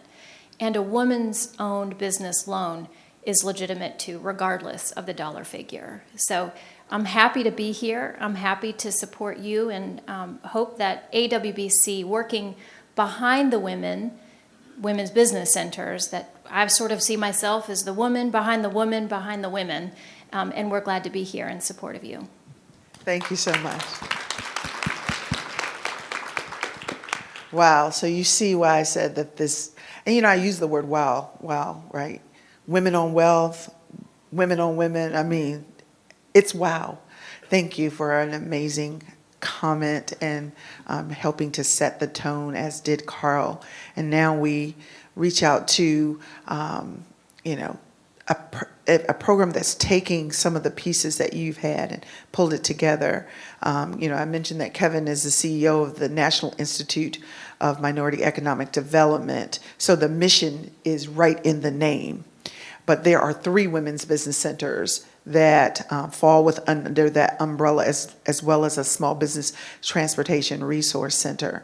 And so, Kevin, I would like for you to share with us the importance of corporate engagement as it relates to a diversified supply chain, as it relates to them fully taking advantage of the resource partners that exist specifically to impact brown and black and women-owned businesses for the purpose of revitalizing our economy in general. Can you speak to that? Well, good morning, everyone. So I've spent a great deal of my career in supply chain, leading supplier diversity, engaging with minority women, veteran-owned businesses, who quite honestly were disconnected from buyers. They had no idea how to sell their product to corporations. And so what ends up happening is we cannibalize each other. So you end up selling to other businesses that are similar to you, to the same buyer, who's the consumer. And it's like Carl and I were talking about this morning. I remember once I had I set up a series of meetings in 1 week where I met with 20 staffing firms in 1 week, all minority or woman-owned firms.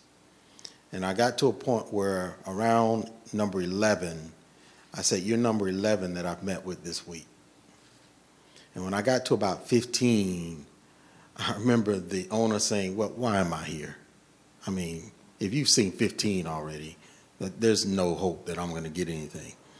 And this kind of goes back to what we heard last night about not giving up, right? But my point in saying that to them was, what is your business differentiator? If I'm seeing 20 of you, what makes you different from the other 19? And if you're saying the same thing the other 19 said, there's no differentiator. So why you? So that's the question you all have to ask yourself as business owners all the time. Why me? Now, I know you're going to say, because I'm the greatest thing since sliced bread. Of course, me. But from a buyer's perspective, they're not going to see it that way. They're going to see the whole loaf. You're one slice in that loaf. So what makes you the best piece I should pull out of that loaf of bread? Y'all get that? And so from a corporate perspective, what I've tried to start to move the Institute to is if we have these women's business centers, which make us very unique in that we can help you with technical assistance and training, and then I can connect you with financial resources. Those are the two barriers that I often would hear from my old colleagues on the supply diversity side. Well, you know, they don't really understand our business. They don't know how to do business with us. They come to us with no business plan. They don't even know our business. I've had people who would pronounce my company name wrong. That's like strike number 1 and 2. Okay? So there are certain things you should know before you get in front of someone you're trying to sell your product to. Do your research on them so you know who they are. It's impressive when you can tell somebody you're trying to buy something from about their business because they know you've done your homework. But then the other challenge was I was hearing my colleagues on the supply diversity side say, not only do they not know about us, they're not scalable. I need somebody bigger who I can sell multiple products to. Because guess what happens? There's a bigger company that's already selling to that company. And we would have what we call QBRs, quarterly business reviews, where those bigger companies would come in and they would sit down with the buyer. And I would insist on sitting in on many of those meetings. And the reason was it was intelligence. And so if I'm sitting in and I'm listening to what they're talking about, I can then go back and tell you what you should be saying. And one of the things they would say is, well, you know, I have X amount of market share with you. I'm selling these products to you. But if you would let me sell these additional products, I would reduce the cost of all of the products we sell to you. Now, guess what those additional products are? Products that minority and women-owned businesses are selling to the company. The problem was the reverse wasn't happening. We very rarely had minority and women businesses coming in saying during a QBR, we only have this amount of margin with you, but if you would sell us more product, we could reduce our overall cost to you. Why wasn't that happening? It's all about value that you're providing the customer. So it goes back to the homework again. What else could I be selling to them that would make the overall value of doing business with me more beneficial? And when I say beneficial, companies all over this country right now are under incredible pricing pressure. Reduce costs without interrupting supply chain. Now, how is that working for them? Supply chain is getting interrupted every day. So many of them are now starting to think domestically. instead of buying everything overseas and it's stuck on a ship for 6 months. They're starting to look domestically. Who can make this widget for me here? That's where you all come in. But you got to connect to the supply diversity person to help you. And that's what we are trying to do through the Institute now, is connect you with those who buy those products. So I think that's the real connection. And we're going to use corporate resources to do it. So I'm engaging corporations saying, which goes back to what Corinne was saying earlier about the underserved serving the underserved. I need more resources. Well, we have all the resources we need in our community right now. We don't need to make any more money, none of that. We've got plenty of it. Problem is, we're not thinking about how we use it more wisely. So if I can tell a corporation, you're putting your money in Wells Fargo or Bank of America or whatever bank, and you're getting 2% interest on it. Isn't that about what y'all get on your savings accounts? That 1 penny, y'all remember that 1 penny you get every quarter, and you're like, oh, wow. And so corporations are seeing the same thing. So I'm like, okay, if you're going to get that 2%, why not get that plus an additional benefit, which is helping those diverse companies in your supply chain grow? Because if they can grow, then they can reduce costs. Now, y'all got to prove me right by getting in front of those corporations and saying, if you give me just a little bit more, I can reduce costs. That's how y'all prove me right. Does that help, Danny? That helps. I appreciate you. I think that, thank you, yes. I think that there's a strong importance on making that connection as a women's business center here in Richmond and coming out of the corporate space.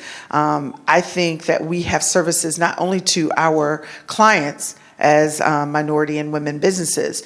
We're looking for opportunities to be of service to the corporations who could benefit from the supply chain excellence centers that we are trying to bring our clients through. And so it sets the tone that there's work to be done on both sides of the house.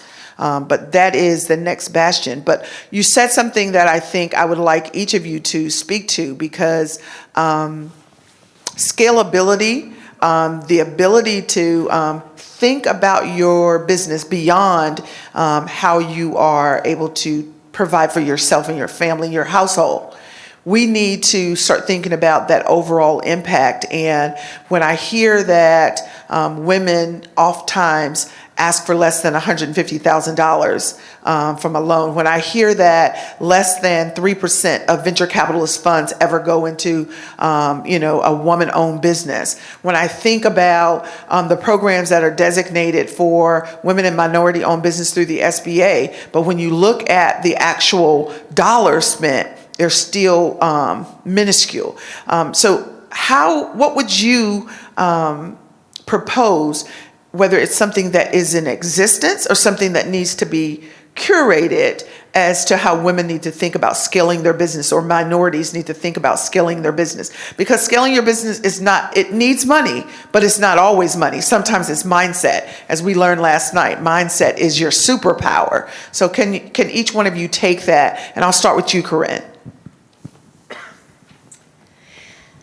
You've probably heard the statistic of women who are willing to apply for a job when they don't meet 100% of the job description characteristics. Have you heard this before? It's like 80% of women won't apply or 60% won't apply unless they meet 80% of their criteria. And it's like completely the opposite for men. Like, men will be like, oh, yeah, I'm like, if it describes me 50%, I'm totally capable. Like, that's me. I'm going to apply. Like, women are risk averse.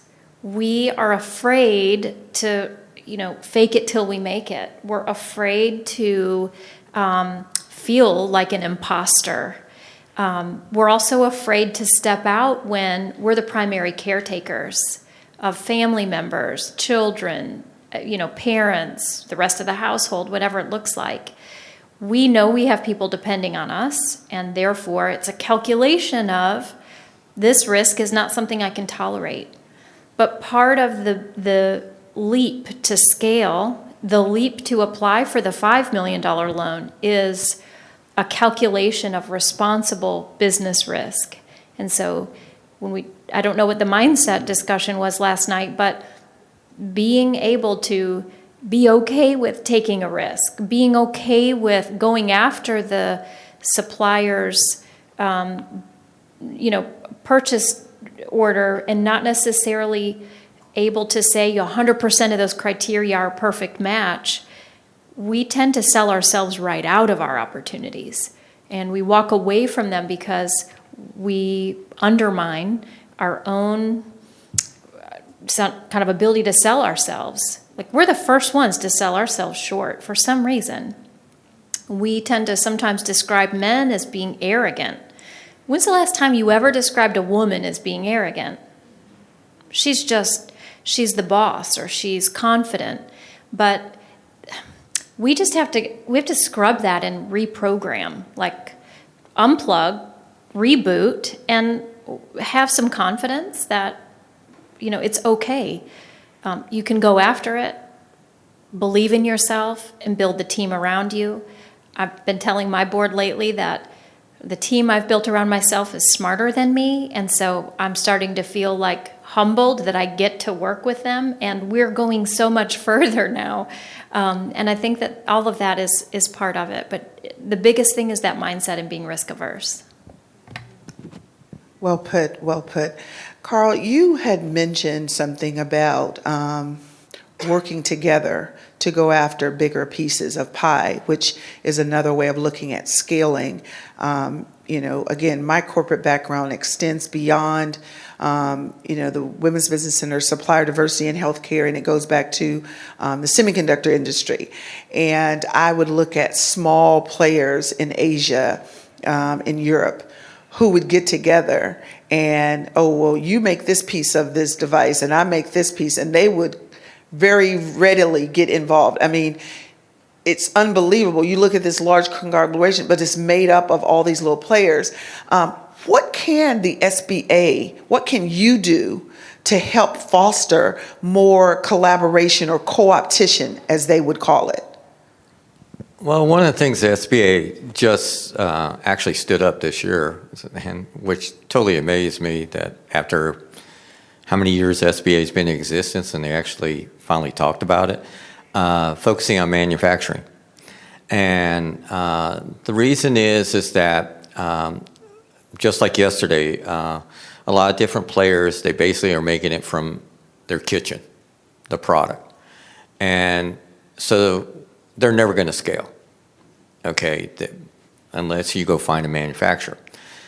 But when you actually step out and you try to find, and I've done a lot of work on this, try to find women manufacturers and minority manufacturers, they're almost non-existent. See, it's almost like I don't even have a full circle, distribution, everything. In that, I have gaps. So that means I have to go depend on somebody else. And usually everybody's running overseas. I did business overseas. I competed with overseas. And I loved it because I was able to outwit them. But because I understood my strengths, I understood their strengths.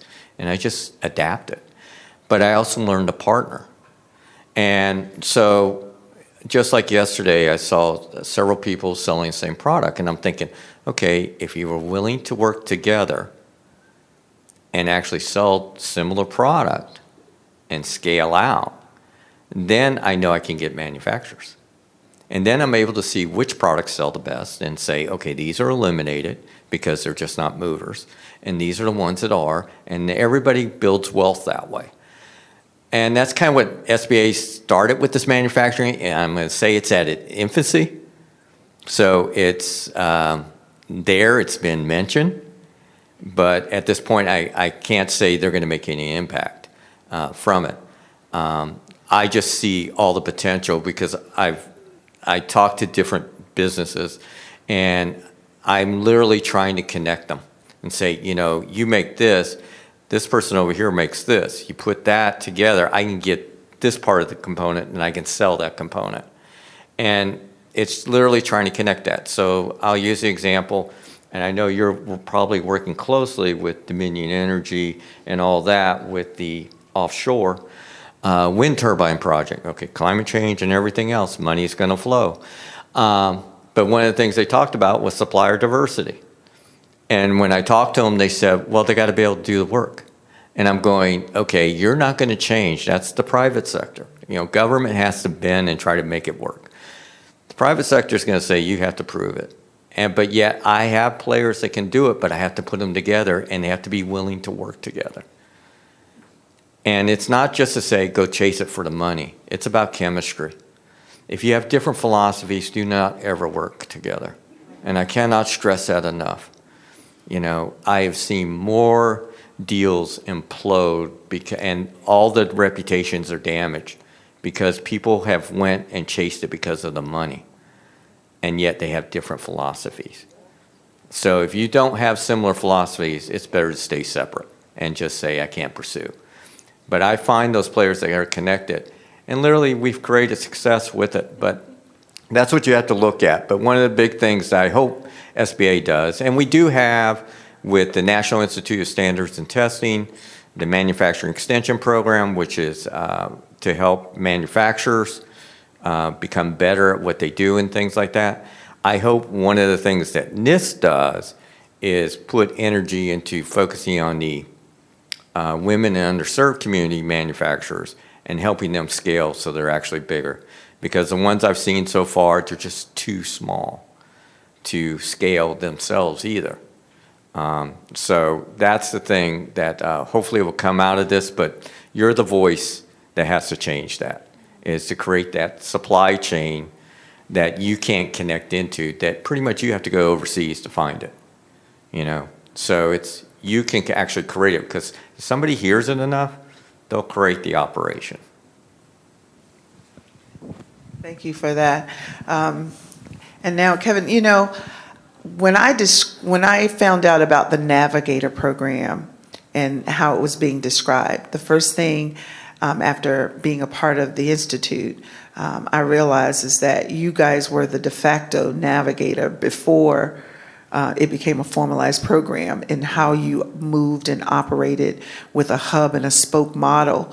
And I'm wondering, and this is a totally out of the box question, right? None of your canned answers are going to work, because I want you to whiteboard this idea of how the Institute or other entities that are like you can help close the gap for just what Carl was describing, right? So Corinne talked to us about the mindset of thinking bigger, right? Bigger ideas. I talked to the folks at Activation Capital, and that's all they say. We need women and minorities to think bigger.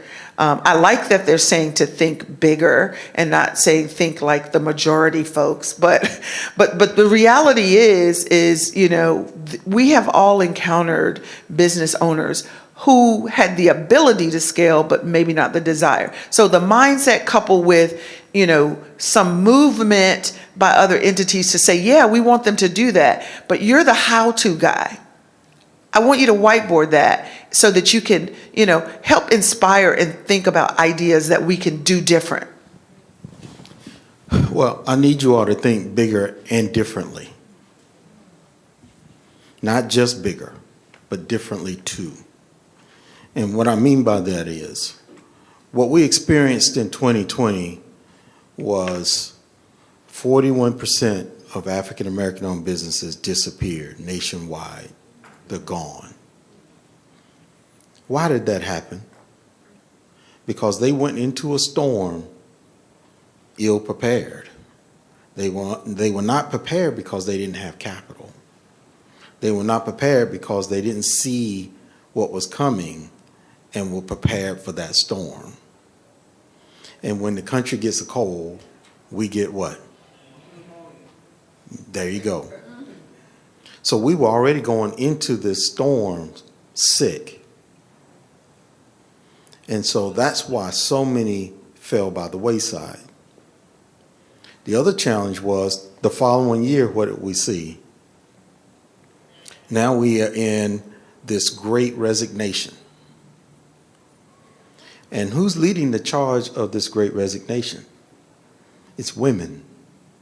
So women are leaving corporate America and they're starting their own businesses. So when I say think differently, I come from a long line of women entrepreneurs in my family that were bakers, that were cleaning homes, that my grandmother owned her own salon. And so I saw all of this growing up.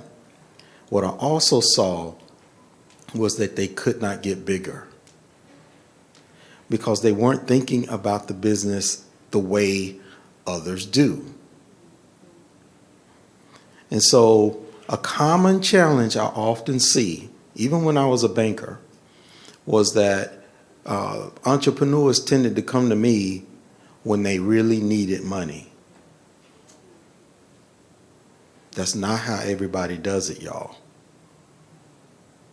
If you come to me when you really need money, you look like my kids say thirsty. And looking thirsty to a banker is the worst look you could have, because that is a look of desperation. And a desperate look is like, y'all been dating. You remember that guy or that girl that looked thirsty? And that was not attractive. It's the same thing in banking. And so how do you change that mindset? If these women are coming out of corporate America, they're coming out of corporate America with a 401k or 403b. And they're now going to use those resources to start their business. That's the first thing I would say don't do. Now, usually these women will come to me and they'll say how proud they are that I bootstrapped my business. I started this business. I had my 401k. I pulled that money out and I got my business off the ground. And I said, no. What you should do is leverage those resources, because it's easy to get money when you don't need money.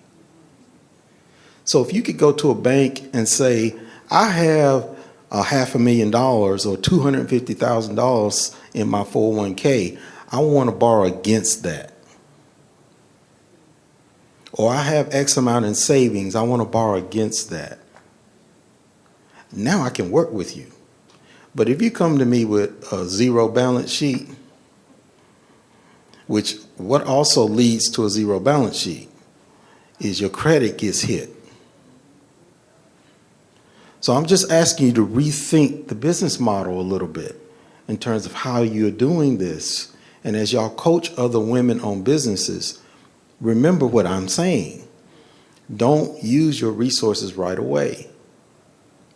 Now, the challenge then is, and what some of you may be thinking is, a bank isn't going to give me a bank loan. I'm brand new. I'm a startup business.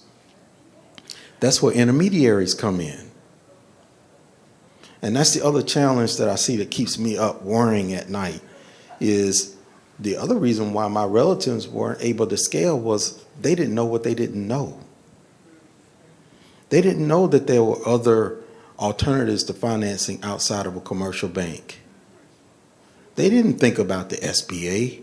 They didn't think about a nonprofit that could finance their business. They went straight to the bank where they had their savings after they had spent their savings and said, I need a loan. And so we got to think differently about how we do this. And it's always easier to negotiate when you have something of value. So don't just take what your banker says as that's the way it is.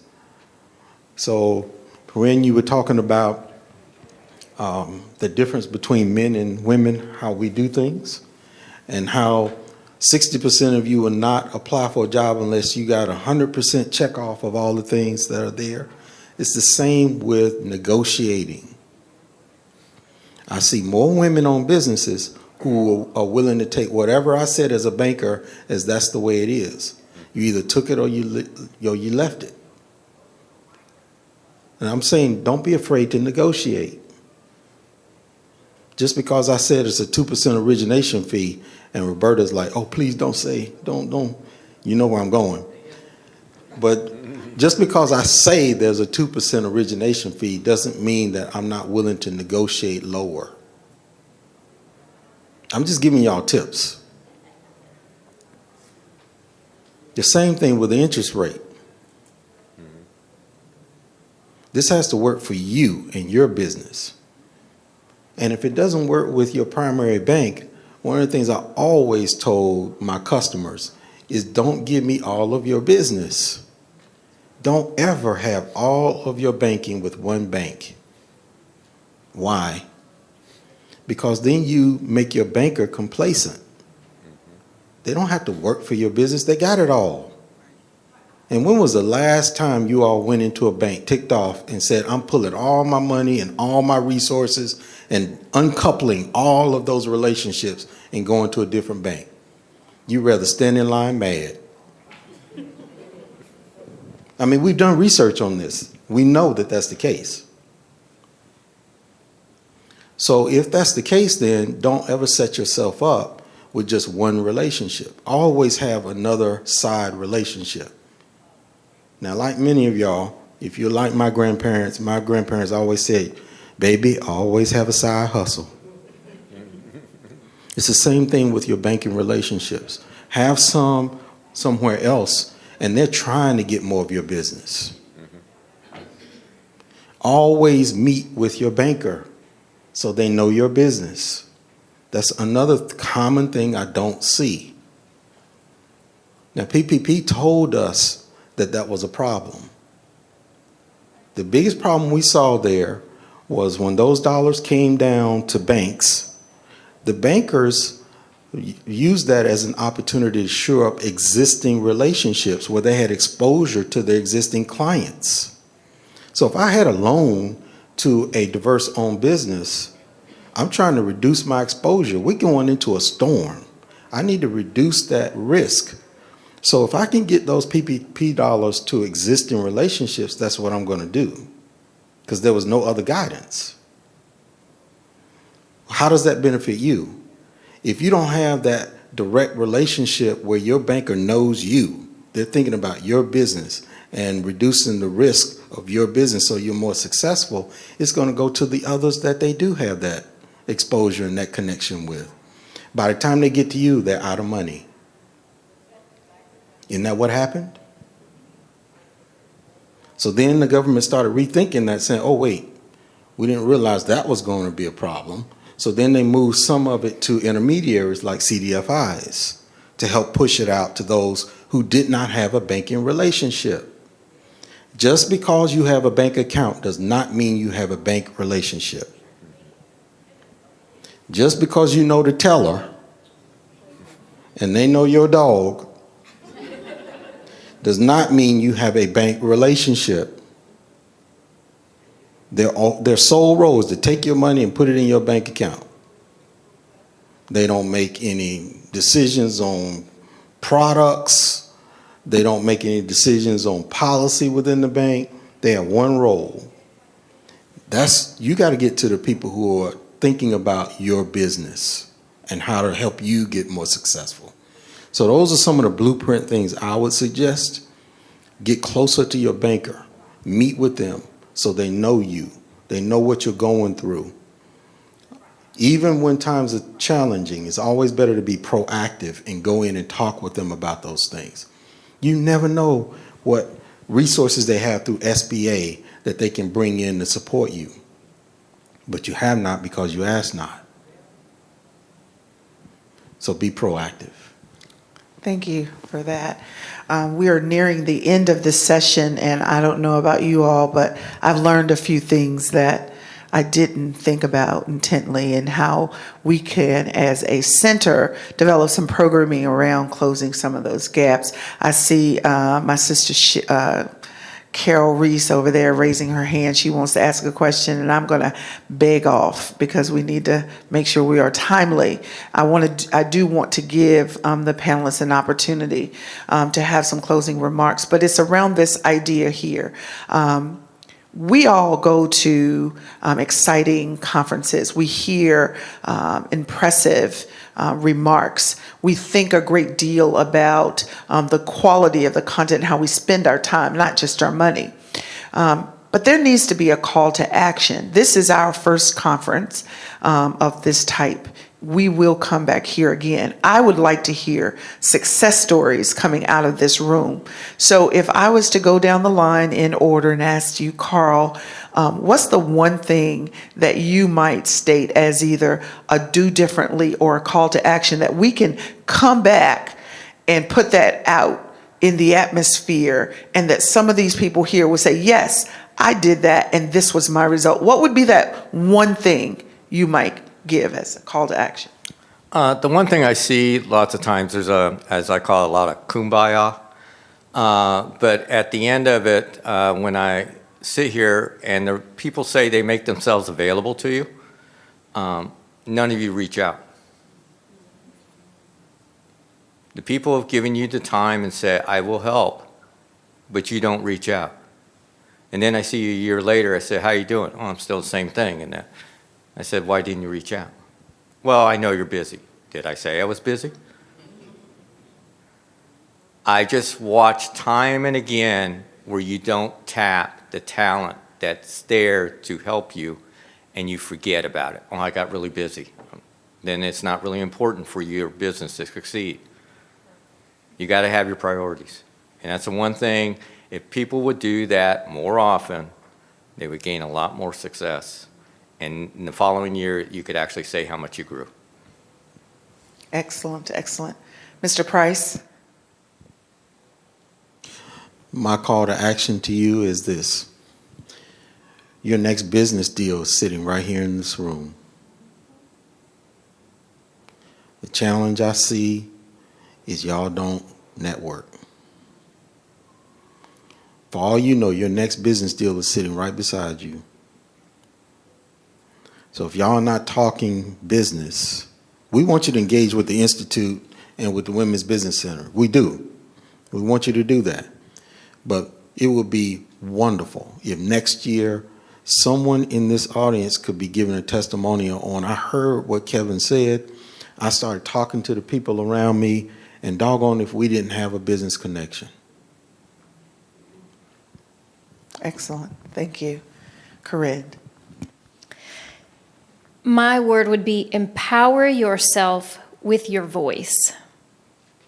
Don't let Washington, D.C. define your future. Don't let Richmond define your future, your school board, your county commissioners, your city council, your mayors. You define your future, and you only do that when you use your voice. What are the issues that are your hurdles? What's in your way? Because if your government representatives at any level aren't working for you, why aren't you telling them? And if you're not satisfied with the job they're doing or they won't work for you, maybe you need to do it or you know someone who should. And so use your voice. And if you need help to know how to access or who would affect change around your issue, that's something that we can help you with. So awbc.org, but empower yourself. Well, please join me in a rousing round of applause. I'm sure that these individuals will be floating around as we get ready to go into our first breakout sessions. We have some awesome talent that are going to be leading panels, and there's where you can do a little bit more digging, economic development, come into the metaverse, expanding your business footprint by using social media as a pathway and a gateway. We have not only the talent that's going to be on the panel, but there's going to be some talented people in the room, as I see Dr. Davis has popped in here. She is a multitasking, productive person. We learned last night, busy people are broke, but entrepreneurs are productive. So take advantage as it was put forward, and we thank each one of you for the nuggets, the pearls that you have shared this morning, and we appreciate you for making yourself available to this group of women. Thank you very much.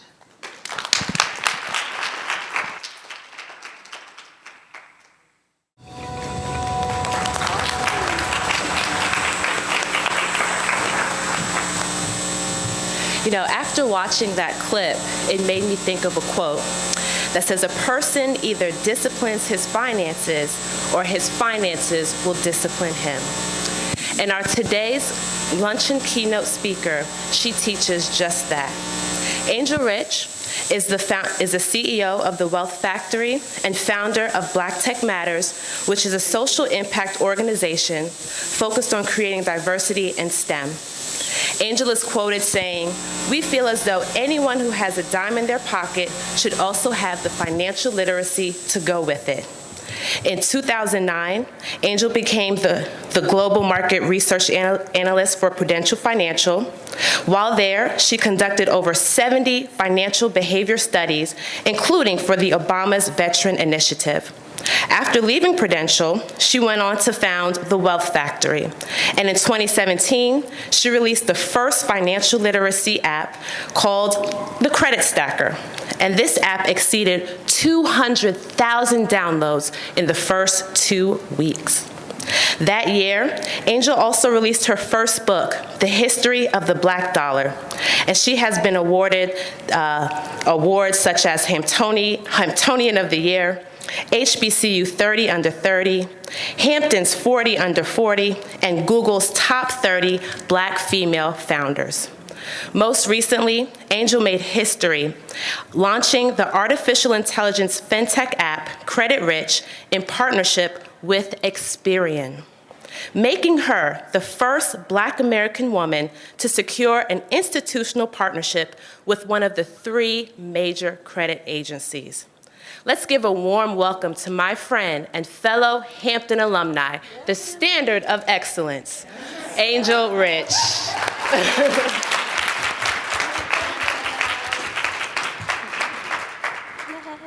Thanks, Carol.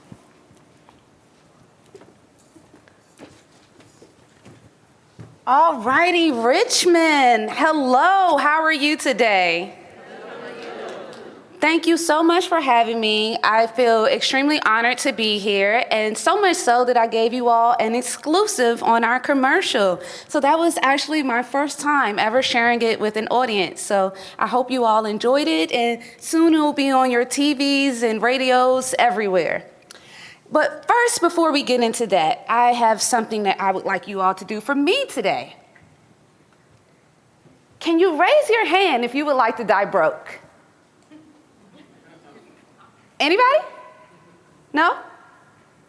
Well, some people say yes, some people say no, but the answer really isn't important. What is important is that you have the ability to make a choice.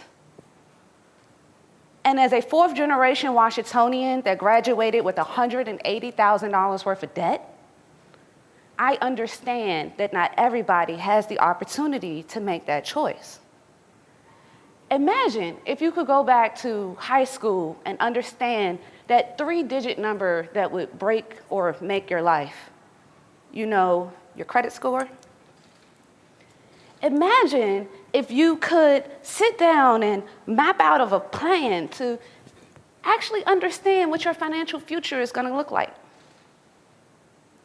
So that's what we decided to do at Credit Rich. At Credit Rich, we round up users' spare change to pay their bills intelligently and optimize their credit score as fast as possible in real time. We are extremely honored to be in partnership with Experian as well as FICO. We actually co-invented the product with Experian, and we brought the technology to them. So we are the first Black American company to partner with any of the credit bureaus, and we're the first tech company to co-invent a product with Experian, period. If you go on Credit Karma right now, they are not there.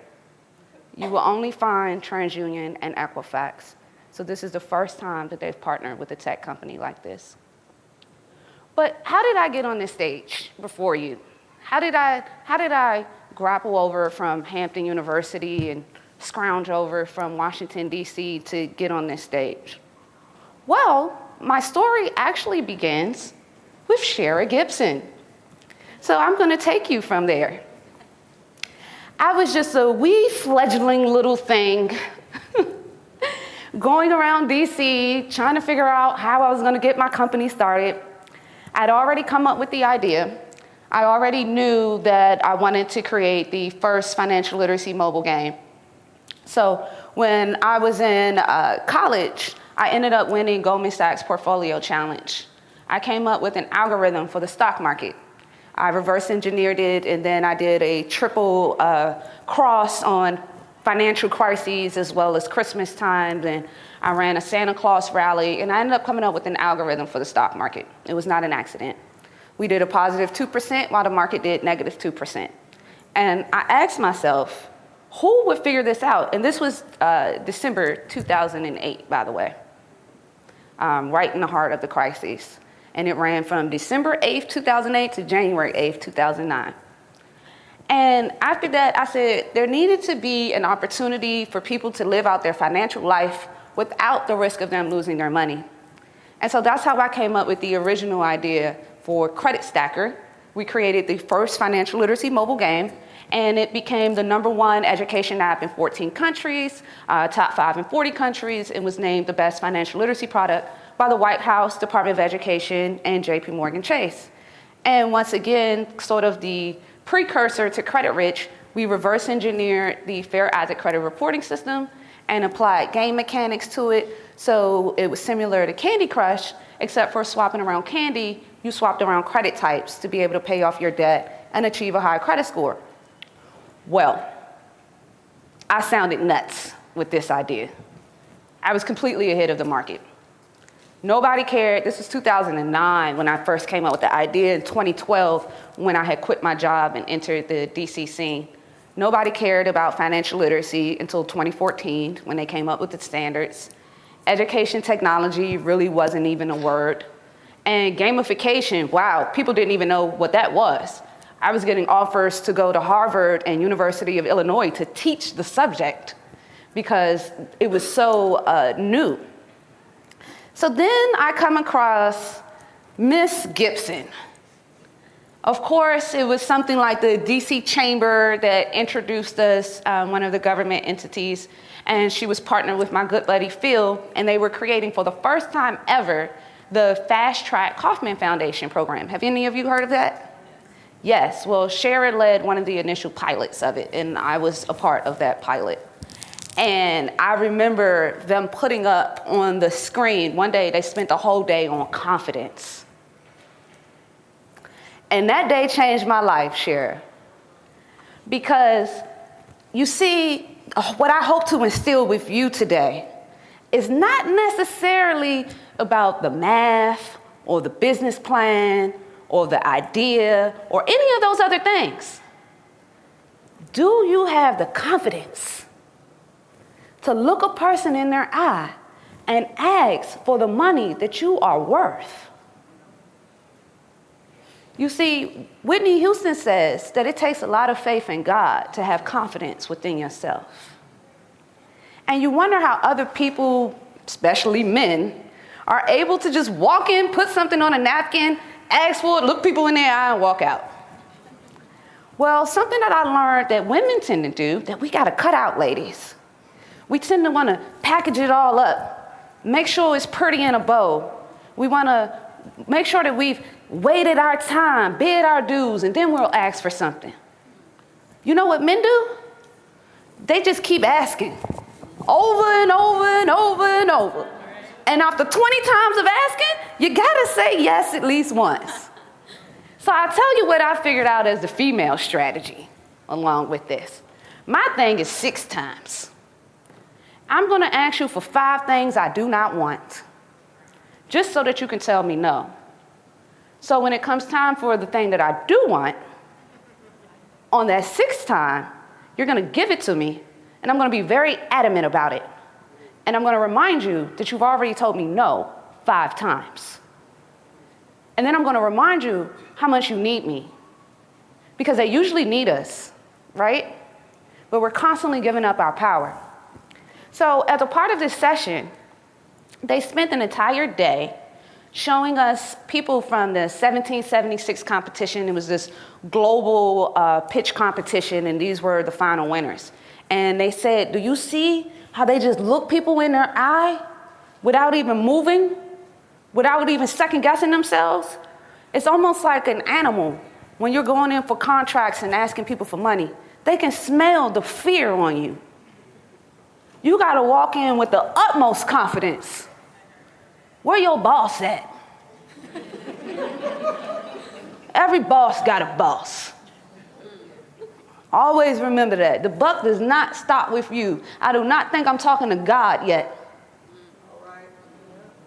So where your boss at? So after I got this lesson in confidence, as you can see, it changed my life. I am a girl that grew up 100 pounds bigger with crooked teeth. People used to call me Andre. They used to spit on me and throw food at me, and I used to spend my lunches in the library. So you would not think that that little girl is the same girl that's on this stage. But in order to accomplish the things that I have, you have to do that. But let me tell you how. You see, I have a thing that I took from this lesson that I call be a Trojan horse. I'm not going to just show up and tell you exactly what I want. And I've done a TED Talk on this, and I definitely encourage you all to check it out. But in summary, when they decided that they wanted to take over Troy, they presented them with a Trojan horse. You see, they had been trying to win this war forever. They could not get the walls to come down no matter what they did. They were impenetrable for 1,000 years. So they said, let's give them a gift. And they left the horse outside. And surely they said, oh my gosh, we're so big and we're so bad. We've scared them away. Look at the water. Their boats have gone out to sea. Let's bring the horse on in. Let's get drunk. Let's get merry and let's dance around it. Now, they didn't just hop out the horse and say, aha, gotcha suckers, we're in here now. No, they waited. They strategically waited. They let them get drunk. They let them go to sleep. And in the middle of the night, they hopped out and they burned the city down. You see, because when I come to destroy you, it is not going to be just for giggles. It is not going to be just ashes where you thought I might have been here. I would like museums to be erected about how I destroyed you. I want books to be written. I want students to study how I destroyed you. I want 1,000 years from now for people to come and visit the site and take pictures in front of the spot that I destroyed you. Ray Kroc says, if I see my competitor drowning, I'll walk over and put a hose in his mouth. How bad do you want your success? And I know this can, especially I know I'm in Richmond. I grew up a junior deaconess. I'm still very involved with the church right now. But please believe God loves somebody that collects their coins. And if you all don't remember the parable of the gentleman or the three people, the tenants, where one put it underneath the ground, one lost the money, and one made money, who did God reward? The one that made money, right? So don't ever let those two things get confused. When it comes to business, you have to handle your business. Otherwise, it will handle you. I tried for years going about it the more Christian church way. But if you think the people that are on the other side signing these contracts with you are thinking with their heart first and not their paycheck in their mind, you are very mistaken. Especially when they see a female coming. You have to be sharper than them. I don't know if anybody, if my husband's gonna laugh, has seen Inventing Anna. I encourage all y'all to watch it. You have to overwhelm them with your superiority. That is very true. It is very true that that happens in that way. So after I figured out these things, I then was able to go and approach the University of Maryland, and I got them to partner with me on actually building out my app. From there, I was able to get a little bit of money from actually being at the University of Maryland. And this is actually how God came in for me.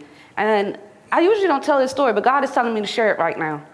When I walked in the room, I had my business card in my hand. And I went to go put my business card in my purse because I usually like to have my hands free so I can shake people's hands. And God said, no, keep the business card in your hand. And I said, okay, that's weird.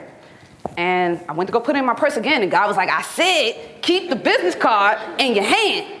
I was like, okay, God, don't understand this, but I'm gonna follow directions.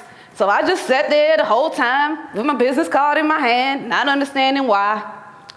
At the end of the pitch competition, the guy says, we're gonna invite one more person up to pitch, whoever holds their business card up the fastest.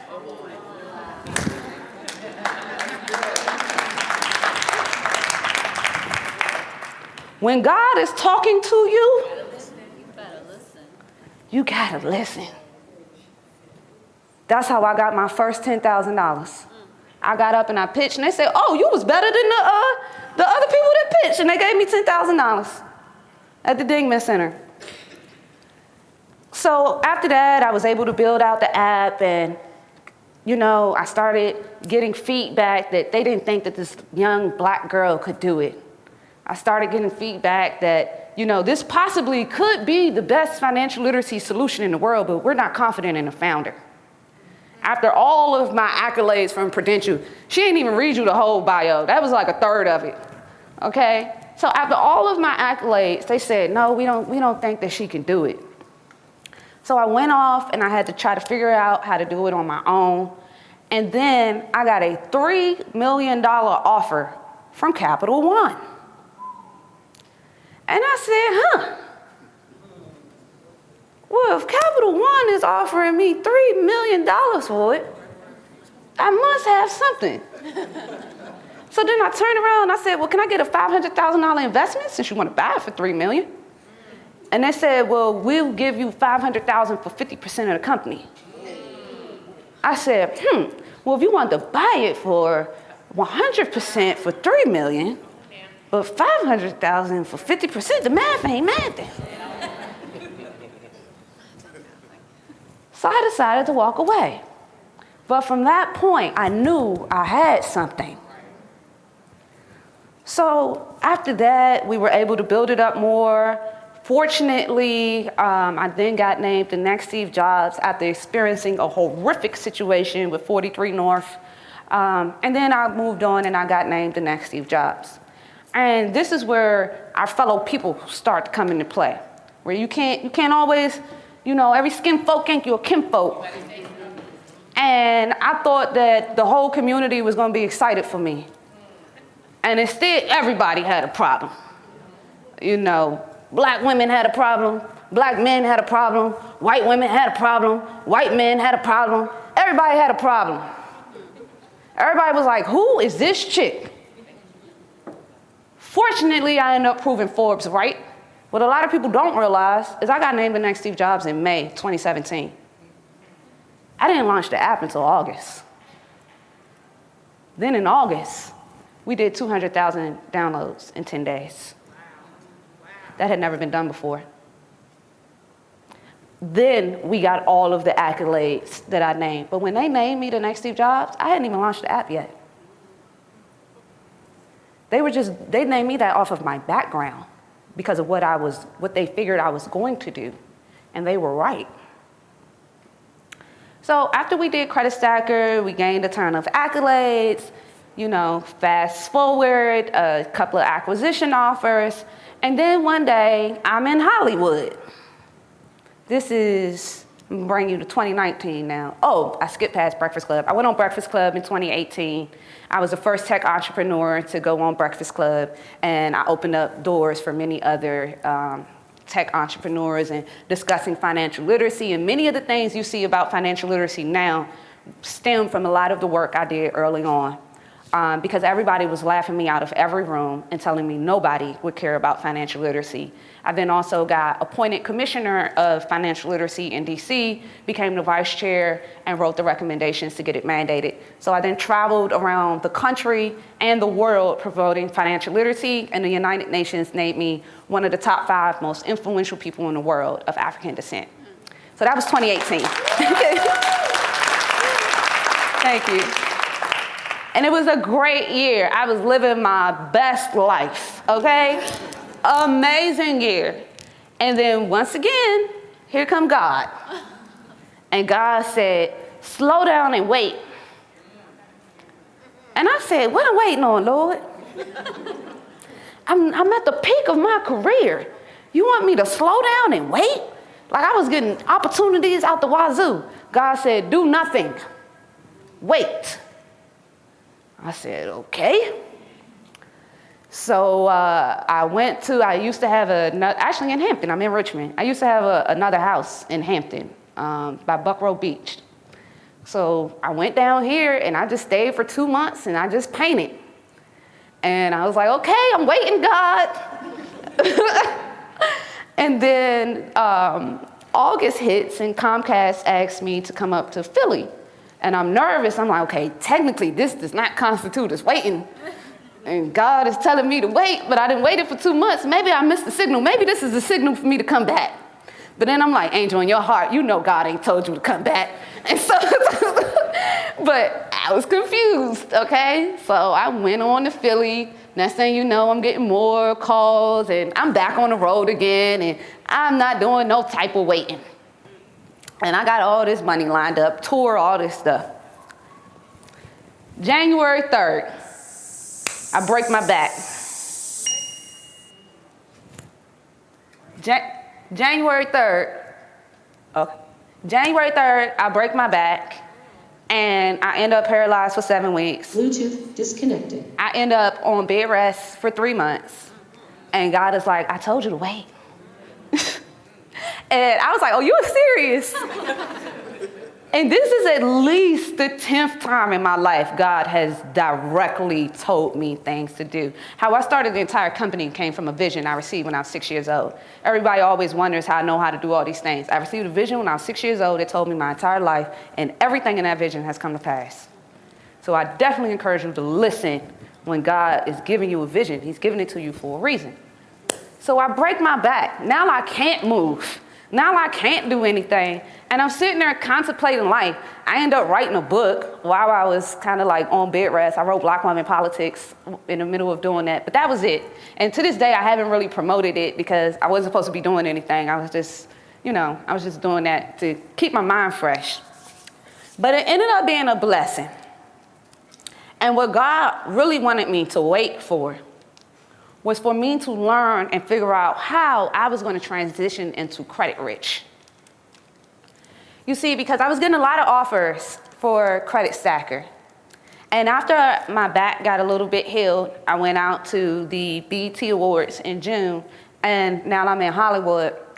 And at the time, my publicist was Jada Pinkett's publicist. But this particular day, Jada Pinkett had a premiere, but she didn't want to, her feet hurt, so she didn't go that day. So I ended up taking Jada's spot. And so now, basically, I meet this man from Warner Brothers. He ends up offering me $350 million for the company.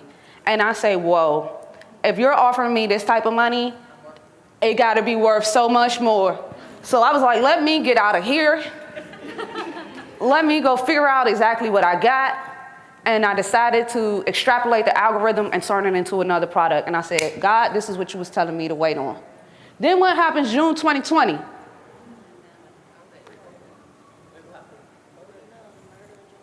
Yes, ma'am. Come on now. Black Lives Matter. I'm one of the top Black activists in the world. I'm also one of the top financial literacy people in the world. Suddenly, Black Lives Matter. So what does that mean? Black wealth now matters.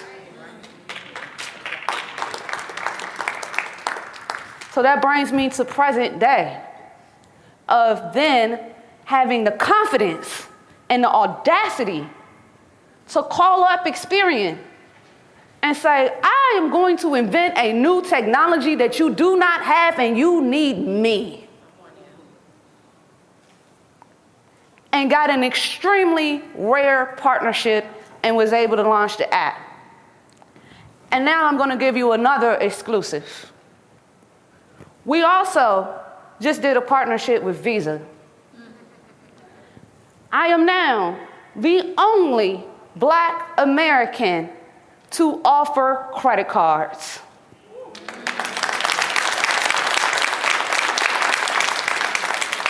We have $187 million in executed contracts, bringing our company's valuation to $1.87 billion.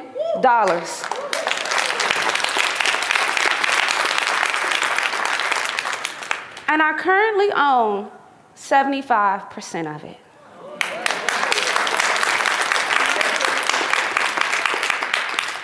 So I want to thank you, Shara, for instilling that level of confidence in me. I hope you all continue to work with her as well as Dr. Danny and have the audacity to have the level of confidence to ask for your worth and look them dead in the eye when you do it. Thank you all for having me. Everybody stay blessed.